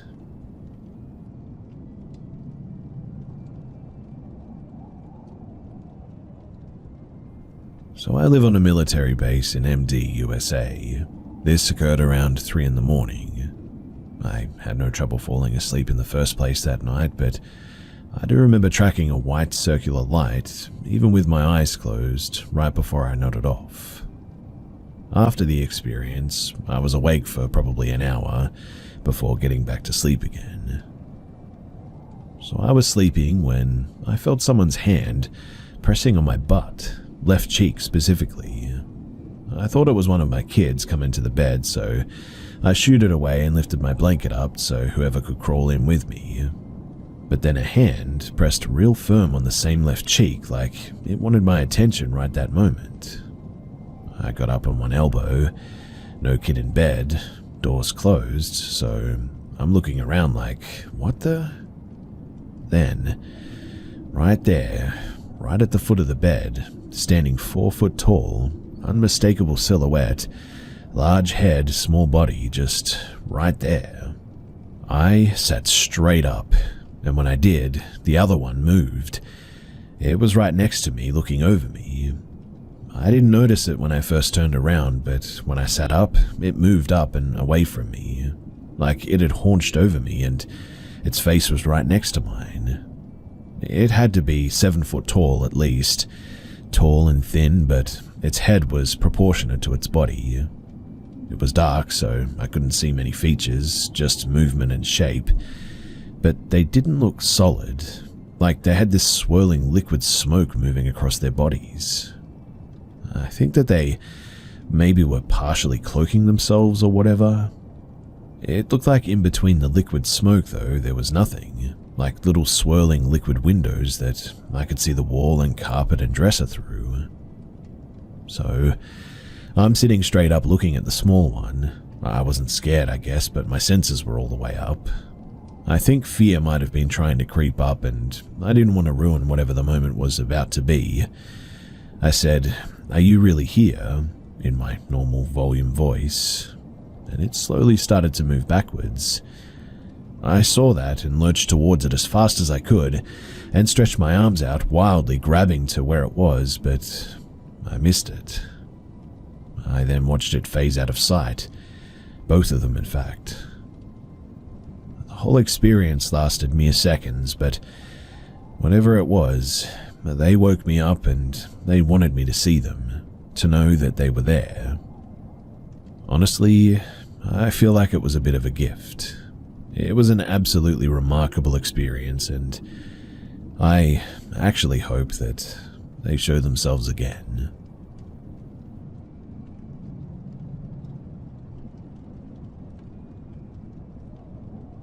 This story happened 3 years ago, around the time that COVID started. It was early 2020 and I had just gotten a new job in a small town near my area. While looking for a place to live, my sister offered to rent her house to me. She had bought the house 2 years prior, but she and her husband didn't really take to it, and their commute to work was long, so they moved out and the house was uninhabited. Luckily for me, it was actually pretty close to my workplace, around a 40-minute drive, and my sister pretty much rented it for free to me.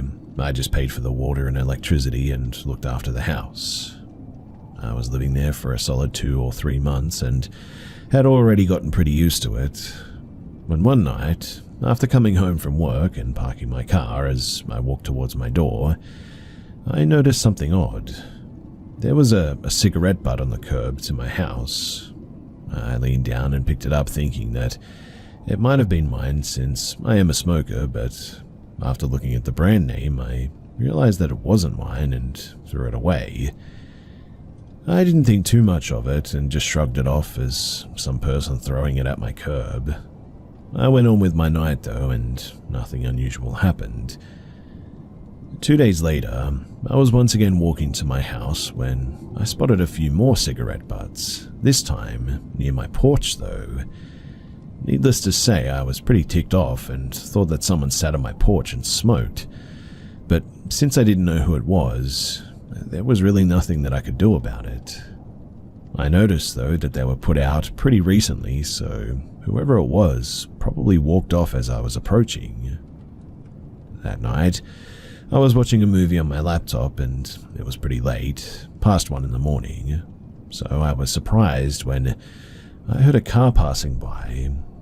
It's a suburban neighborhood and it was COVID, so people rarely ventured out at night, but I didn't think too much of it again. Around half an hour later, I was surprised when I heard chattering nearby. I listened intently, but I couldn't hear what they were talking about as their voices seemed almost muffled and quiet. By this point, I was getting a bit unnerved, so I stopped the movie and quietly got off my sofa and walked to the front door to make sure that it was locked. As I was approaching the door, I froze though mid-step, as I heard the two approaching my porch and reducing their talking to a whisper. I realized right away that whoever this was, they wanted to break in.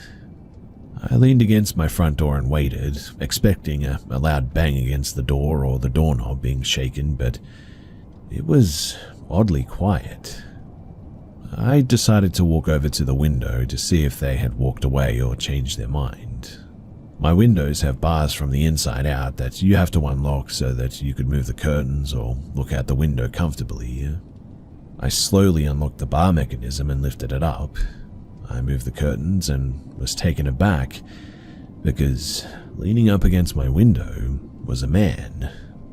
He was as startled as I was because He basically stuttered over his own steps as he jumped back. He tightened his hoodie to cover his face, so all I could really see was his big blue eyes looking at me. His friend realized what was going on right away and started to kick the door in.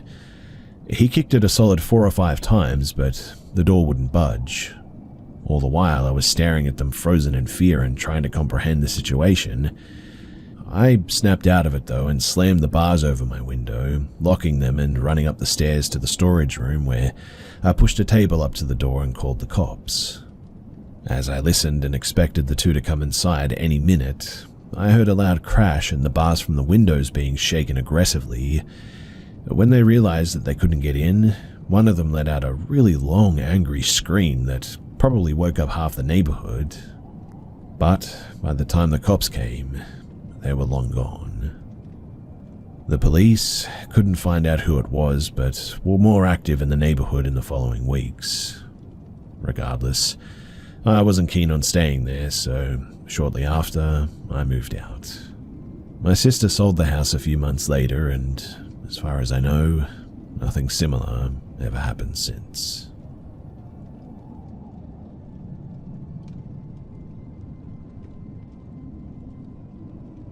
So this happened in the summer of 2000. My friends JF and JD for short, and I all grew up in a small town in Ohio. We frequented the woods behind our homes, and we would play games like hide and seek or capture the flag very often with other neighborhood kids. Needless to say, we all knew the woods like the back of our hands at this point. Now one day, while bored, JF and I decided to go hiking in the woods. We did this all the time back then, mind you. About 30 minutes into the hike, we stumble upon an area with 8 perfectly lined up pine trees, with a small white house hidden behind the pines. We had never seen these trees or house before in this area, so we were pretty confused. The other weird thing too was that we could see no trails or driveways leading to the property, so we had no clue how this house could have been built out in the middle of the woods like this. The house, from all outward appearances, seemed to be in good condition for the most part and mostly unassuming. We both started getting an uneasy feeling though and decided to turn back and leave the area and head back home. Segue to a couple of weeks later though, I'm over at my friend JD's house to play some PS2. At some point we started talking about the woods and he tells me about a little white house he came across in the woods. He goes into detail about the same rows of pine trees and how he got a creepy feeling when he got close to the house and he split. And I then told him about how JF and I stumbled upon the same house, it sounded like, a couple of weeks earlier and got the same feeling. Later that weekend, all 3 of us decided to go back to the woods to go and explore this house. We spent, I would say, a good 4 to 6 hours combing every inch of those woods, but we just could not find that house or the rows of pine trees again anywhere. And I mean, they weren't just missing. There was no trace that the house or trees were ever even there to begin with. To this day, all 3 of us still get the heebie-jeebies when we recall that summer and the mysterious house in the woods.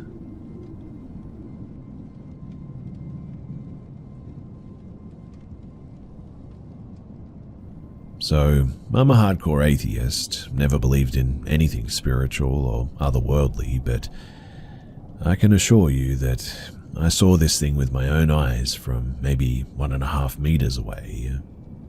Almost 20 years later, it is still the only thing that I've ever experienced that I have no explanation for other than, holy cow, I saw a grey alien. So I was skateboarding along a road in rural western Massachusetts at like 11 p.m. No streetlights, no traffic. Moon was out that night and provided enough light to see reasonably well. I was skating between 2 small towns in Berkshire County, and there were no buildings or man-made structures anywhere nearby, just the woods on either side of the road. I hit a rock or a little pothole or something, and I fell, and skateboard flew forward maybe 20 feet ahead of me and off the road. I got up and jogged up to it, bend down and pick it up off the grass, and As I straighten back up, I see it.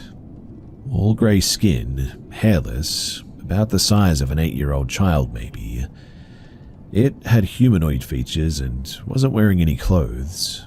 It was crouched down and hunched over atop what I want to say was a small tree stump. I didn't really pay attention to what it was sitting on, so I can't be sure, but it was in a squatted stance with its knees to its chest, looking downwards towards the ground, approximately where my skateboard had landed. It looked emaciated though, sickly. It was sitting at roughly a 90-degree angle from me, so I was getting a profile view. I could see the outline of its ribs clearly, and the notches in its spines running down its back. I could see the outlines of its shoulder blades through the skin. I want to say its ears were slightly pointy, like elves' ears. I can't remember that detail very clearly, but I'm fairly certain that it did have small pointed ears. Weird that that part is fuzzy in my memory too. Anyway, before I even truly registered what I was seeing, this thing then moves. It lifts its head from looking downwards and turns to face me. We made eye contact and I felt literally frozen. Its eyes weren't black. They were grey, a slightly darker shade of grey than the skin, I guess. And they had what I can only describe as depth. They were mostly human-looking eyes, though, only it was as if they had a sparkly grey iris with no pupil. I was completely frozen just staring into its eyes. It felt like looking into space or something. It was like there was some kind of movement happening behind the cornea, like cosmic bodies moving or stars twinkling or swirling. I've never seen anything like it, so it's really hard to describe this. I remember thinking afterwards, though, that it kind of felt like looking into a universe or something. It was almost hypnotizing. I'm pretty sure there's a scene from the remake of Stephen King's It where Beverly is staring into the monster's mouth and there are sort of dancing lights inside, and she goes into a trance. I've never read the book, but I remember seeing the movie in theaters and thinking, holy cow, that's what the Grey's eyes look like. In any case, I was completely frozen for several seconds, just locking eyes with it. Not sure if it was holding me in place or if it was just the shock and the fear, but it felt like it was literally peering into my soul though, like it was somehow knowing everything about me. I cannot really describe what was going on inside of my head. It was one of those moments where time slowed down, like being in a car accident, I guess. It had a strikingly humanoid face though. Small mouth, tiny lips. I could see the outlines of its cheekbones. It had no facial expression whatsoever though, completely blank stare, cold and uncaring. I did not sense any warmth or empathy from it at all, but also no outright hostility. Cold would be the best word to use, I think, and it definitely felt dangerous, that's for sure. It didn't look grotesque or monstrous or anything like that. I guess it could almost be described as slightly good-looking. There was almost something beautiful about it, as cheesy as that sounds. Naturally, I was not thinking I'm about to clap some alien cheeks at the time because I was terrified, and after what was probably only a few seconds of locking eyes with it, I screamed, jumped backwards into the road, and ran away in a panic as fast as I could.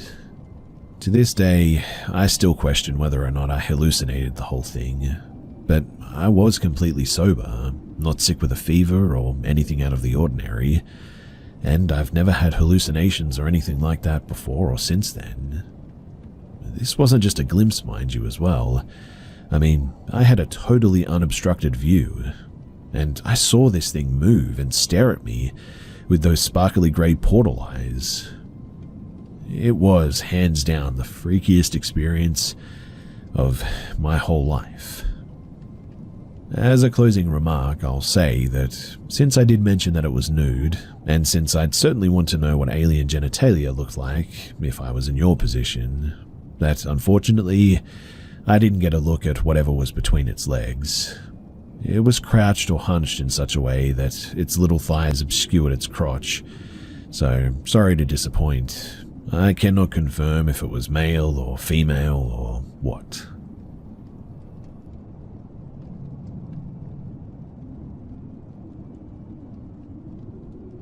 The house was built in 1922. Unsure exactly of all of its past history, but when I was little, I had oftentimes had these dreams where I would wander through my house in the nighttime, trying to find something or perhaps someone. The dream would always end when I find the tall, dark figure, nothing but a silhouette standing in the middle of my kitchen, exposed by the overhead light over the kitchen sink that hadn't even worked for years before. It was always in that dream, though. I would wake up sometimes hearing these voices, not angry or any emotional, but usually just 2 to 3 voices talking mid-sentences of audible English words that were distinguishable but didn't make sense of much really. Sometimes I would even wake up frozen, like I couldn't breathe or move, but simply lay there with my eyes wide open for a few seconds while still hearing the voices speak briefly. My mother has always experienced things as well as my older sister. My mum hearing a jingle or eerie hymn coming from the back of the refrigerator, or maybe the pantry late at night sometimes. Things would turn on or off, and it was just a series of weird stuff. The year was 2001 though. I was 8 years old, when one night my mother woke up to go to the bathroom in the middle of the night. She was frozen in her steps in the hall when greeted by a deep, hollow and loud voice right in front of her, that of a man saying slowly and forced out, "Don't worry, everything will be alright." She turned on the lights and looked around, but didn't see anything. It was a snowy night, and she took a look outside, and there were no fresh footprints where anyone would have been around the home. She woke my dad up though to go investigate the voice, but my dad didn't believe in ghosts or anything of the sort. He came into my room and grabbed my wooden baseball bat, and it woke me up. I remember worrying for my dad and what was happening and wanted to go downstairs. I hadn't heard the voice in the hall myself. I just sort of stayed awake and listened, but eventually I fell back to sleep. I only heard of this story later on when I was a bit older and had finally knew that my dad came in for the bat that night for the reason that he did. My dad found nothing out of the ordinary, mind you, but my mum's father had passed away that previous year of a heart attack, and my dad's mother was suffering and dying of cancer at this time too. My mum seems to think that the message was in reference to those events. Throughout the years, my mum and sister would experience, most of which was lights on and off, and sometimes an eerie jingle from the kitchen at night. But fast forward to 2018, my parents are divorced and the house has been vacant for 2 years now, just to be heated during winter months.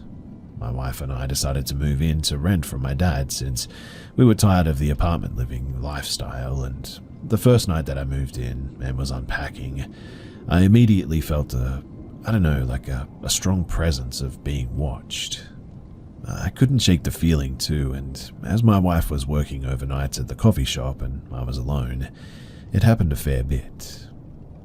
The next day is when it started to all happen again as well. I got up for morning shift at 4:30 and I was brushing my teeth just in the other room. My wife woke up to a voice that said Earl. She asked me if I had said it, and I in fact didn't. Like I said, I was brushing my teeth at the time. I thought to myself though, oh no, here we go again, but I didn't tell her that. The next morning, my wife was wide awake watching Netflix on her phone. 4:15 comes around, I snooze the phone. Not long after, we hear this bizarre jingle or hymn at the foot of the bed for like 8 to 10 seconds. It was long enough for her to shake me and say my name, and I still heard it. It kind of reminded me of Take Me Out to the Ball Game from one of those little teddy bears or something. So terrified though, we both threw the lights on and searched the room, but there was nothing but boxes of clothes in our room and nothing that could have possibly made that sound. We did get the house blessed the next day, and we hadn't experienced anything too far out after that. Occasionally a light would work itself, or the stove range fan would turn on by itself. It didn't work when we tried, mind you, which was really weird.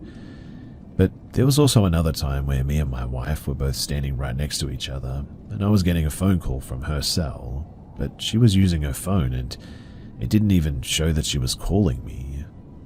To be honest, I was too afraid to pick it up, but sometimes I wonder what would have happened if I did pick it up. Later on, we got home and my sister moved in and had one night experienced a disembodied voice at the end of her bed, just whistling the tune to the TV show that she had just finished watching. She had also taken videos and several orbs just floating around.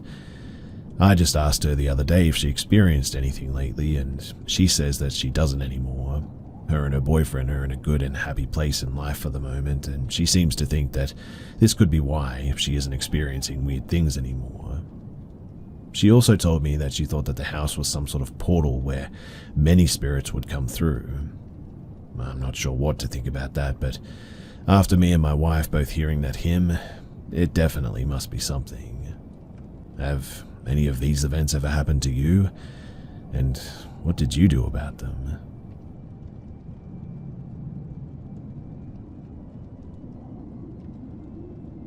My husband and I live in a beautifully restored 100-year-old craftsman home in the oldest neighborhood of Houston, Texas. We've lived here for about 3 years, and in this time have experienced odd occurrences that we're unable to explain. Until today, we would joke that it must be a ghost, but never really believed it. But now, I don't know, I'm not so sure. I would like to get your opinion on these things. But is there a way that we can test for energies or anything in our house or something? I feel a bit silly asking that, but I would really genuinely like to know because I would like to get to the bottom of this.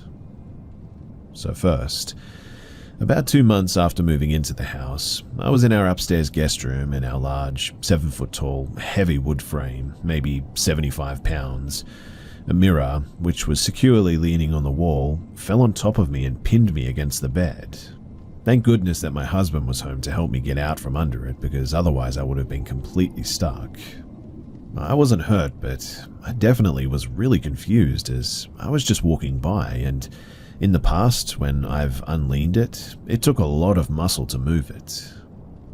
On 2 occasions, with different guests, staying in the same guest room as where the mirror is, maybe 9-ish months apart from the previous story, they have told me while they were wide awake that they felt like someone sat on the bed, or like a cat jumped on the bed or something, only to realize that they were alone in the room.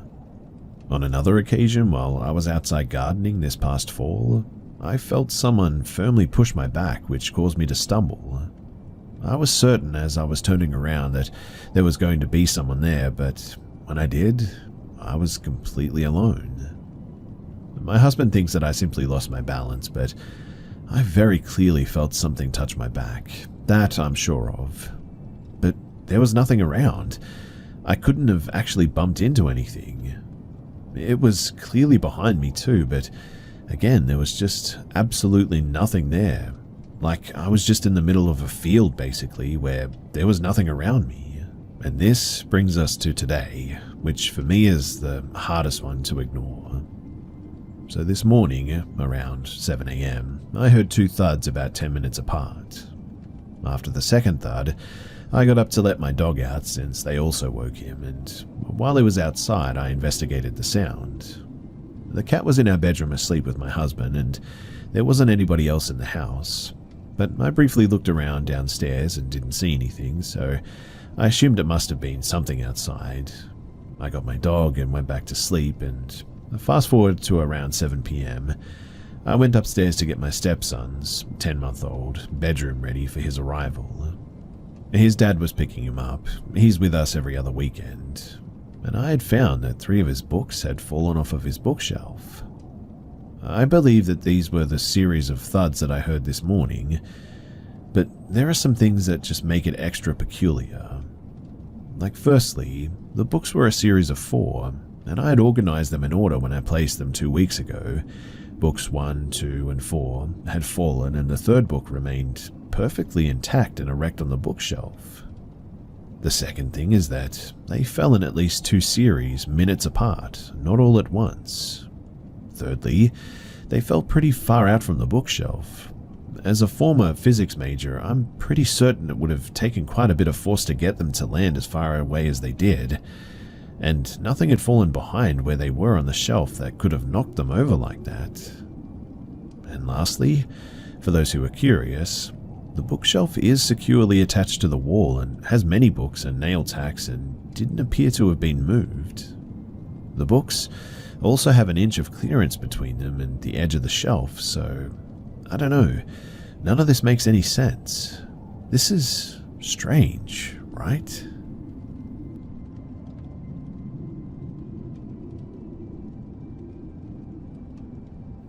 A few years ago, I had one of the most strangest experiences that I've ever had. So, I exited my train onto the station platform late at night and realized that the only other person there was a tall, thin man with a hood pulled over his head who stepped out of the train car behind me. I didn't like this. I didn't like the idea that he could sneak up on me, so rather than run ahead, because I knew that with my short corgi legs anyone could easily overtake me, I looked around the platform for places where I could brace myself against something if he tried to throw me onto the platform, like a trash can or a stairway. When I saw some benches ahead of me, I began to slow down, hoping that the best case scenario, that he would just walk past me, was going to be the case, so that I'd no longer have a potential serial killer attacking me from behind, or worst case scenario, I would at least be emotionally prepared for whatever came next. He unfortunately slowed down as I slowed down though, and when I realized that he was unlikely to walk past me, I just stopped suddenly and did the "oh no, did I lose my keys" pat down, thinking that I could force him to walk past me. He walked until he was directly next to me, turned, and just said, "Are you smart?" He didn't ask, he said. His delivery was sort of flat, I guess, no inflection. It sort of sounded a bit like a statement, not a question. His face was expressionless, and I thought of the Japanese slit-mouth ghost who would ask you if you thought that she was pretty, and if you said yes, she would kill you for lying, and if you said no, she'd kill you for being so rude. The only way to wriggle out of possible death was to give a confusing answer, and while she stood there racking her brain, you could make your escape. I stared back at him and said, "Huh?" I made my eyes as wide and as vacant as possible. He scoffed and repeated, "Are you smart?" I blinked and repeated, "What?" He got a little closer and said, "You look smart, so are you smart?" I shrugged with my palms up. I literally made the confused emoji pose and squeaked a noise that sounded like the Scooby-Doo whine or growl. He abruptly turned and walked angrily away. I stood for a while watching him, and to keep that same safe walking distance behind him, I did my pocket pat-down again, loudly slapping at my pant legs for a minute before I resumed walking slowly, and at a safe distance, too, behind him. I made sure to keep him in my field of vision while I walked the rest of the way down the platform, up the stairs, through the station, up the stairs to the street, finally tearing my eyes away when I saw that my bus had arrived. I basically ran across the street, leapt inside, scanned my fare card, found a seat, and I sat down. I looked out the window and, to my horror, he was walking alongside the bus. He slowed down as he got closer to where I was sitting, and when he was directly by my seat, he seemed to sort of pause for a bit but didn't look up, and continued walking. I was tense the entire ride home, and even when I reached my stop, I was sure that he was going to be waiting there. To this day, I'm honestly haunted by the thought of what he would have done if I'd answered yes or no to this question. It was just such a weird experience, and I just don't know what to think about it.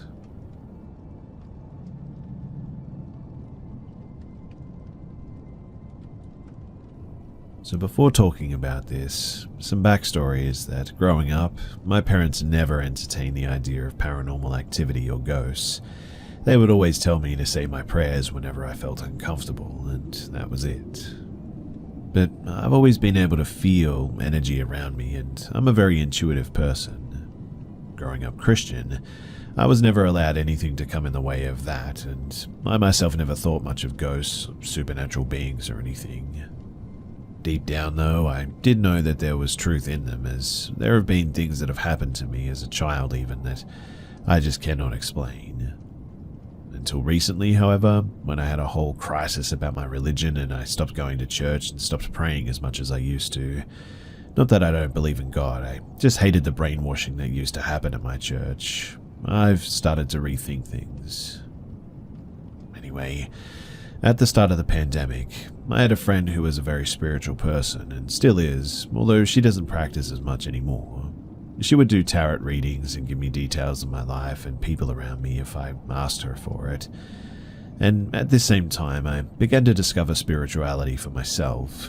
In fact, I was sort of obsessed with tarot readings on YouTube, although I never practiced myself.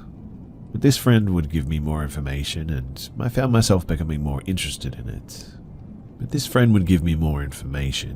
would find myself becoming more interested in it, to the point where I started becoming more aware of my surroundings and wondered to myself if those things that happened to me as a kid were things that I imagined or if they actually happened. Regardless of those things, of note is the ongoing, inexplicable incidents that occur in my dorm room and the constant nightmares and weird feelings that I get at night. I'm a university student, and in late 2021, I moved back into my dorm after being home during the pandemic. We had classes as usual, but whenever I came home, I would always realize that my cupboard door would be open, even though I definitely would have closed it for the majority of the day. The door to my cupboard has a metal locking too, so it can't be opened unless force is applied, and my windows are always closed for privacy, so there's no wind that could have blown it open or anything. Additionally, when I would study at my desk, my cupboard doors would creak or my bed would creak as if someone had just sat on it. Trying to be as logical as I can, I initially passed this off as just the building being very old or something to do with the pipes, and honestly, I just chalked it up to me imagining things, but these things also started happening when another one of my friends would come over. I told her about it because, well, it was freaking me out, and it would only ever happen at night too, which was weird. The way my room is oriented though, my bed is against the wall, so when I sleep I can either face the wall or face my desk and have my back facing against the wall, and I usually tend to sleep in the latter position because I could constantly feel a sort of tickling or prickling sensation on my back, and it would always prevent me from falling asleep. I would also feel a presence if I ever slept facing the wall, or sometimes my entire scalp would sort of get the same prickling sensation. I would feel absolutely insane when this happened and wondered if there was something wrong with me in terms of my health, but after constant searching, I just couldn't find anything. As I said, this would only ever happen at night, never during the day if I took a nap, and it would never really happen if I spent the night at my parents' house. It was only ever in this room, and it freaks me out because it still happens sometimes too. I ended up telling my friends about it, and they believe me because weird stuff has happened to them too. But here's the really weird part. So, recently, I've been having terrible nightmares, and I've been waking up between the hours of 3 and 5 a.m. And I would wake up gasping or wake suddenly, sort of. Previously, there have been nights where I would wake up in the middle of the night for no apparent reason, even though the room would be dead silent and dark. In one of these nightmares, I dreamt of a white tiled floor and somebody that I knew getting their head bashed in, and there was just blood everywhere, and it was so red against the white tiles. Or in another dream, I felt as though I was being choked and couldn't scream, and I thought that this was all just sleep paralysis. Until last night, however, which is when I had the idea of sharing this story. So I had finished studying with my friends, and I was extremely exhausted as I had already had a long day. I was laying in bed replying to messages and just scrolling for about 10 minutes, when suddenly I felt this presence above me, and I looked up, and there was this thing leering down at me with a smile on its face. It was black and shadowy with long spindly fingers. I don't know how else to describe it, but it freaked me out. I was so tired though that I didn't know what to do, and I panicked and I hid under my blanket, and I looked out a few times and it was gone, and so eventually I just fell asleep and didn't wake up until 7 a.m. A third friend who stays on my floor who has seen and heard ghosts before, she tells me the next day that she had really bad nightmares last night and tells me each of the 3 dreams. I was shocked because she explained that she never really had nightmares in the past, but last night she felt something in her room and she was unable to sleep.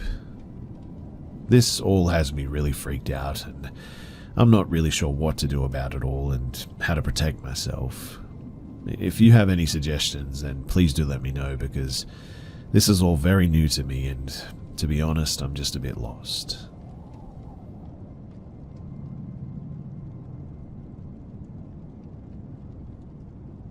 So this happened about 4 months ago. I, a 22-year-old male, was waiting for my turn at the clinic with my mother. We were supposed to be next in line to go in after the patient that was already with the doctor at the time. However, that person was there for so long, almost 2 full hours, and for some reason, that's when I just had a really weird feeling that something bad might happen.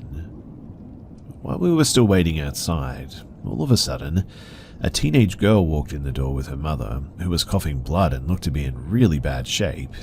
Couldn't walk on her own, bloodshot eyes, bruises all over her body. The girl then asked us, there were like 3 middle-aged women there. There were like 3 middle-aged women in there and an old man in addition to me and my mum, if someone could help her mum. One of the other women that were waiting for us explained to her that it isn't a hospital and that the clinic doesn't have the proper equipment to help her mum. Then someone else told her that there's a hospital nearby with emergency services and gave her its name and location. We then quickly started gathering some money for her before they went. All that while, the mum was still bleeding on the couch near us. Once I tried handing her the money, her mum, who didn't speak a word until then, pointed at me and screamed with all the blood coming out of her mouth. It really spooked me for some reason. It sounded like one of those animal screams that you hear when an animal gets severely hurt. Once the girl had collected enough money, I then asked her who told her to come here in the first place. She said the janitor, the short man by the building's entrance, which was super weird, since the janitor that we just passed by before we used the elevator and went into the doctor's office was a strikingly tall man, and he's always the only one here. But of course I didn't think of it then. Anyways, she got the money and she was leaving with her mother. I tried helping the girl, but as soon as the mother saw me, she started screaming her lungs out again. This time she was crying as well, while still pointing at me. The girl asked the old man to help her get her mum downstairs instead, and at that point, the patient that was with the doctor had finally got out, and I immediately went in. But about 15 minutes, when I was with the doctor, we heard that agonizing scream again. I was still creeped out from what had happened before, but I brushed it off, and when I was done with the doctor, I got out of the room and asked one of the women that were waiting there what that scream was, and why did they come back again. She said they came back shortly after when they couldn't find the taxi outside. Then she said the poor woman was shouting nonsense. When I said, like what? She said something along the lines of, "Where is he? Why is he hiding from me?" Again, there were only 2 males in there. I was in the doctor's office while the old man was still outside, and then the old man went out with them and got them a taxi apparently. But when I discussed that with my mother when we got home, she suspected that it may have all been a hoax by the girl and her mother to scam people for charity. I guess I still don't know for sure if that was the case or not to this day, but that woman's look and the scream while pointing at me like that, man, it still gives me the creeps.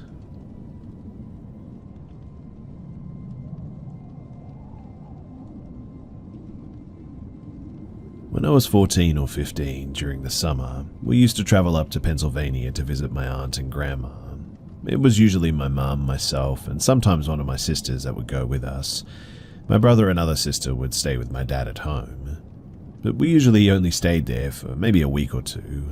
Where my aunt lived, it was country, like the closest neighbor was a good ways away. and when I was up there, I would hang out with my older cousin who was 17. They lived near a huge abandoned rundown building too. You could actually see it from my aunt's house, and it had a huge amount of land. My cousin says that it was a mental hospital at one point, but my aunt says that it was a hotel, but it shut down. I've tried looking it up, but I can't find any information on the building. But what I do know is that I remember this night very well. My cousin had a girlfriend. This girlfriend had a younger sister that I was interested in. My cousin was going to sneak out and visit her, and I asked if I could go with him. He said no, but reluctantly agreed after a few pleases, and to explain the path, we went through the dirt road that was lit up by a few streetlights. It was an easy 30-minute walk. If we walked through the land by the building, it was a 10-minute walk, and he took a flashlight with him, and we made our way towards his girlfriend's house. Mind you, it was close to like 1 in the morning at this point. The way that we needed to walk, though, we had to walk by that old building, and don't know why, but it always gave me the willies walking by it. It felt like you had eyes on you, sort of. On the path there, nothing happened. We got to the house and we ended up leaving at almost 3 in the morning, and I had a lot of fun. But when we were walking back, my cousin commented how eerily quiet it was. This was a rural area where you can hear bugs and the nocturnal animals. He told me to walk fast, and I made fun of him for being scared. He told me to cut it out, and I remember kicking a rock on the ground. We were probably, 100 feet away from the building when he palms my chest in a sort of stopping motion. I look at him, and he has a sort of shushing motion and points forward. His face said it all, though. In fact, I'd never seen him like that. He was not an easy person to frighten, and I look up and all I can see is something white spinning, like as if a person was wearing a dress and was spinning, like they were dancing. It was dead silent. I moved the flashlight from the ground towards the white thing, and it was a lady, super pale, black hair. But as soon as the light hits her, she stops and she kind of just evaporates. She looked like she was heading towards the front door of the building. From where we were at, we could see the streetlights on the dirt road, and as soon as this happened, we just booked it down the road. My cousin and I didn't speak of it on the way home, but when we got to his room, I asked what the heck that was, and his response shook me to the core. I don't know, man, but I saw it staring at us from one of the windows of the building when we first passed by. I just didn't want to scare you. That explained why he was so serious and didn't want to joke with me on the way back, too. I have other experiences with that building, but I'll probably share those another time. Let me know what you think of this one.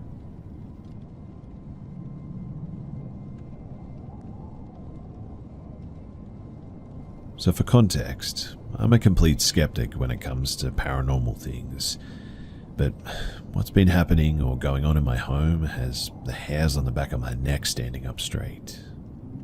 You see, a few nights ago, my fiancée, 21 and female, decided to go outside for a smoke. I, also 21 and female, stayed in the living room to watch Modern Family. A few minutes after she left, she texted me and asked if I had popped up in the dining room window to scare her. The dining room window overlooks her smoke area, so it would have been in perfect view of from where she was sat. She saw me, my glasses, the way that I had my hair tied back, smiling at her. She describes it as I was more so laughing at, as if she had caught me and then I ducked down and never reappeared. Keep in mind, I was sat in the living room, having no knowledge of this exchange. She came back in and we talked about it, and I literally thought that she was pranking me, bearing in mind that she was close to tears because she thought that I was pranking her. A few days passed and nothing else happened, until the other night.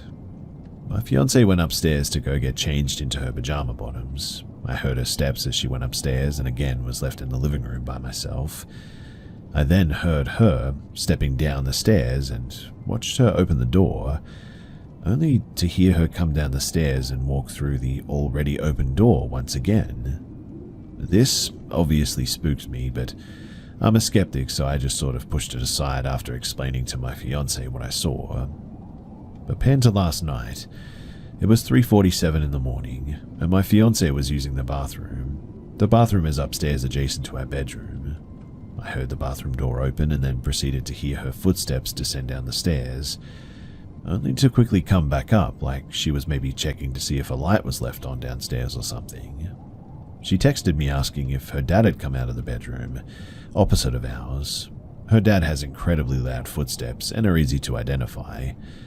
Obviously, I thought that they were her footsteps, and she was quite a skinny girl, so we both heard two different things. We have no idea what's happening in this place, but it's making us feel incredibly uneasy about being here in general. We would go someplace else, but my fiancée is ill and I'm working on getting my visa, so her parents have kindly taken us in. But what should we do?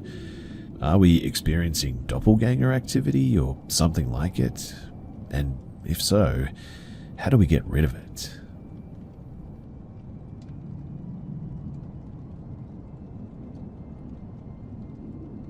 So, this is the weirdest thing that has ever happened to me. This was in the 9th grade. There was this huge state park right outside of town that I lived in. And my friend and I would go down the trails every now and then. We'd been walking for maybe, like 10 minutes when we realized that there was an older woman not far behind us. I only really noticed because of how out of place she looked, like she came right out of an old folks' home and was just dropped in the woods. But we were joking around about how creepy she was and sped up a bit, put some distance between us. But every time that we did, we'd look back and we would still be able to spot her. We must have done that probably 3 times, I think. We thought it was pretty funny, but we ended up running down the trail until we got to a small bridge. We hopped off the bridge into a creek and then went around a bend. We could still see the bridge from where we were, but we were cracking up about the whole thing when we saw the old lady again. Now, we had run for a good couple of minutes. Like, there is absolutely no way she should have been able to catch us, especially that quickly. And it was like that she knew that we got off the trail because she was sort of just standing there on the bridge looking around.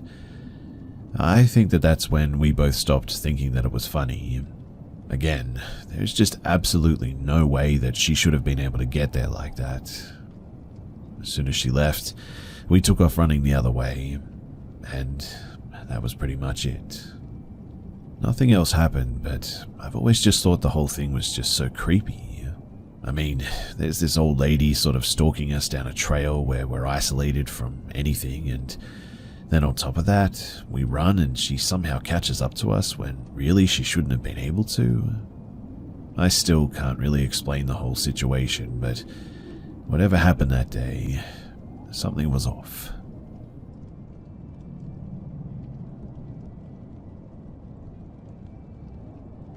Around 10 years ago, while I was still living in a small village in the south of the UK, Loxheath to be exact, I used to travel to and from work by train.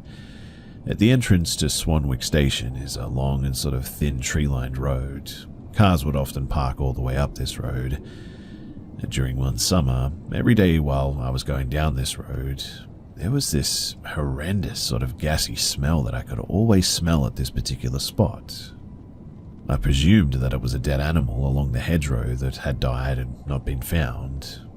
I remarked on this smell every day, which seemed to grow worse and worse as the summer progressed too, but could never identify where it was coming from. Well, in the end, it turns out that someone had murdered a woman and dumped her body in the boot of a car and abandoned it along the road. So for the entire summer, whenever I passed these vehicles, I was apparently smelling the decaying body of a homicide victim that had been missing for months. I will never forget that smell, even now.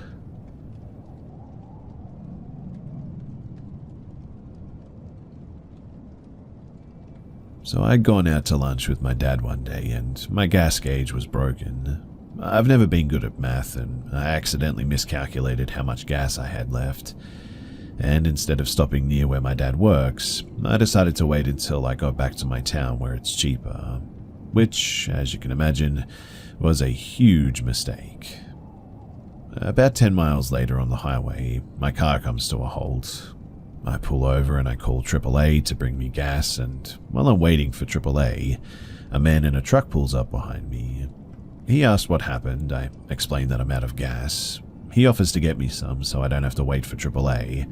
I say thank you, that would be really good. He then tells me that I need to come with him to get the gas. I ask why, and he says that I shouldn't be on the side of the road all alone like this. He says, come on, just get in. He won't bite, and he won't get the gas unless I can trust him. Well, another motorist must have saw me stranded and called the police to help me at some point, because I see a police car pulling up, and so does this man, and he literally peels out as fast as possible from the scene once he sees the police officer. Nothing happened to me, thankfully, but I can't help but look back on that event and just feel uneasy about it. I mean, I wonder what he would have done if I had gotten in his truck, or maybe if I had actually refused for a little bit longer. The whole situation, when I think about it, just gives me shivers.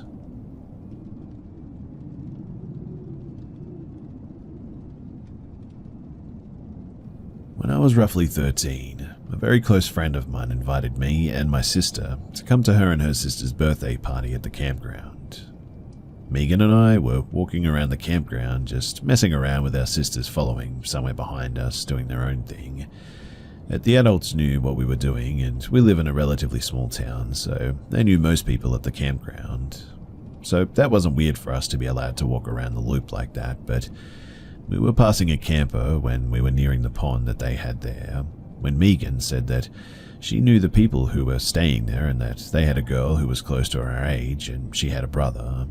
We stopped by and asked if the girl wanted to walk with us. She accepted and we were off again. I don't remember this girl's name, but she kept mentioning her brother and how he told her that he thought that I was so cute when we stopped by the camper. We walked to the pond, probably playing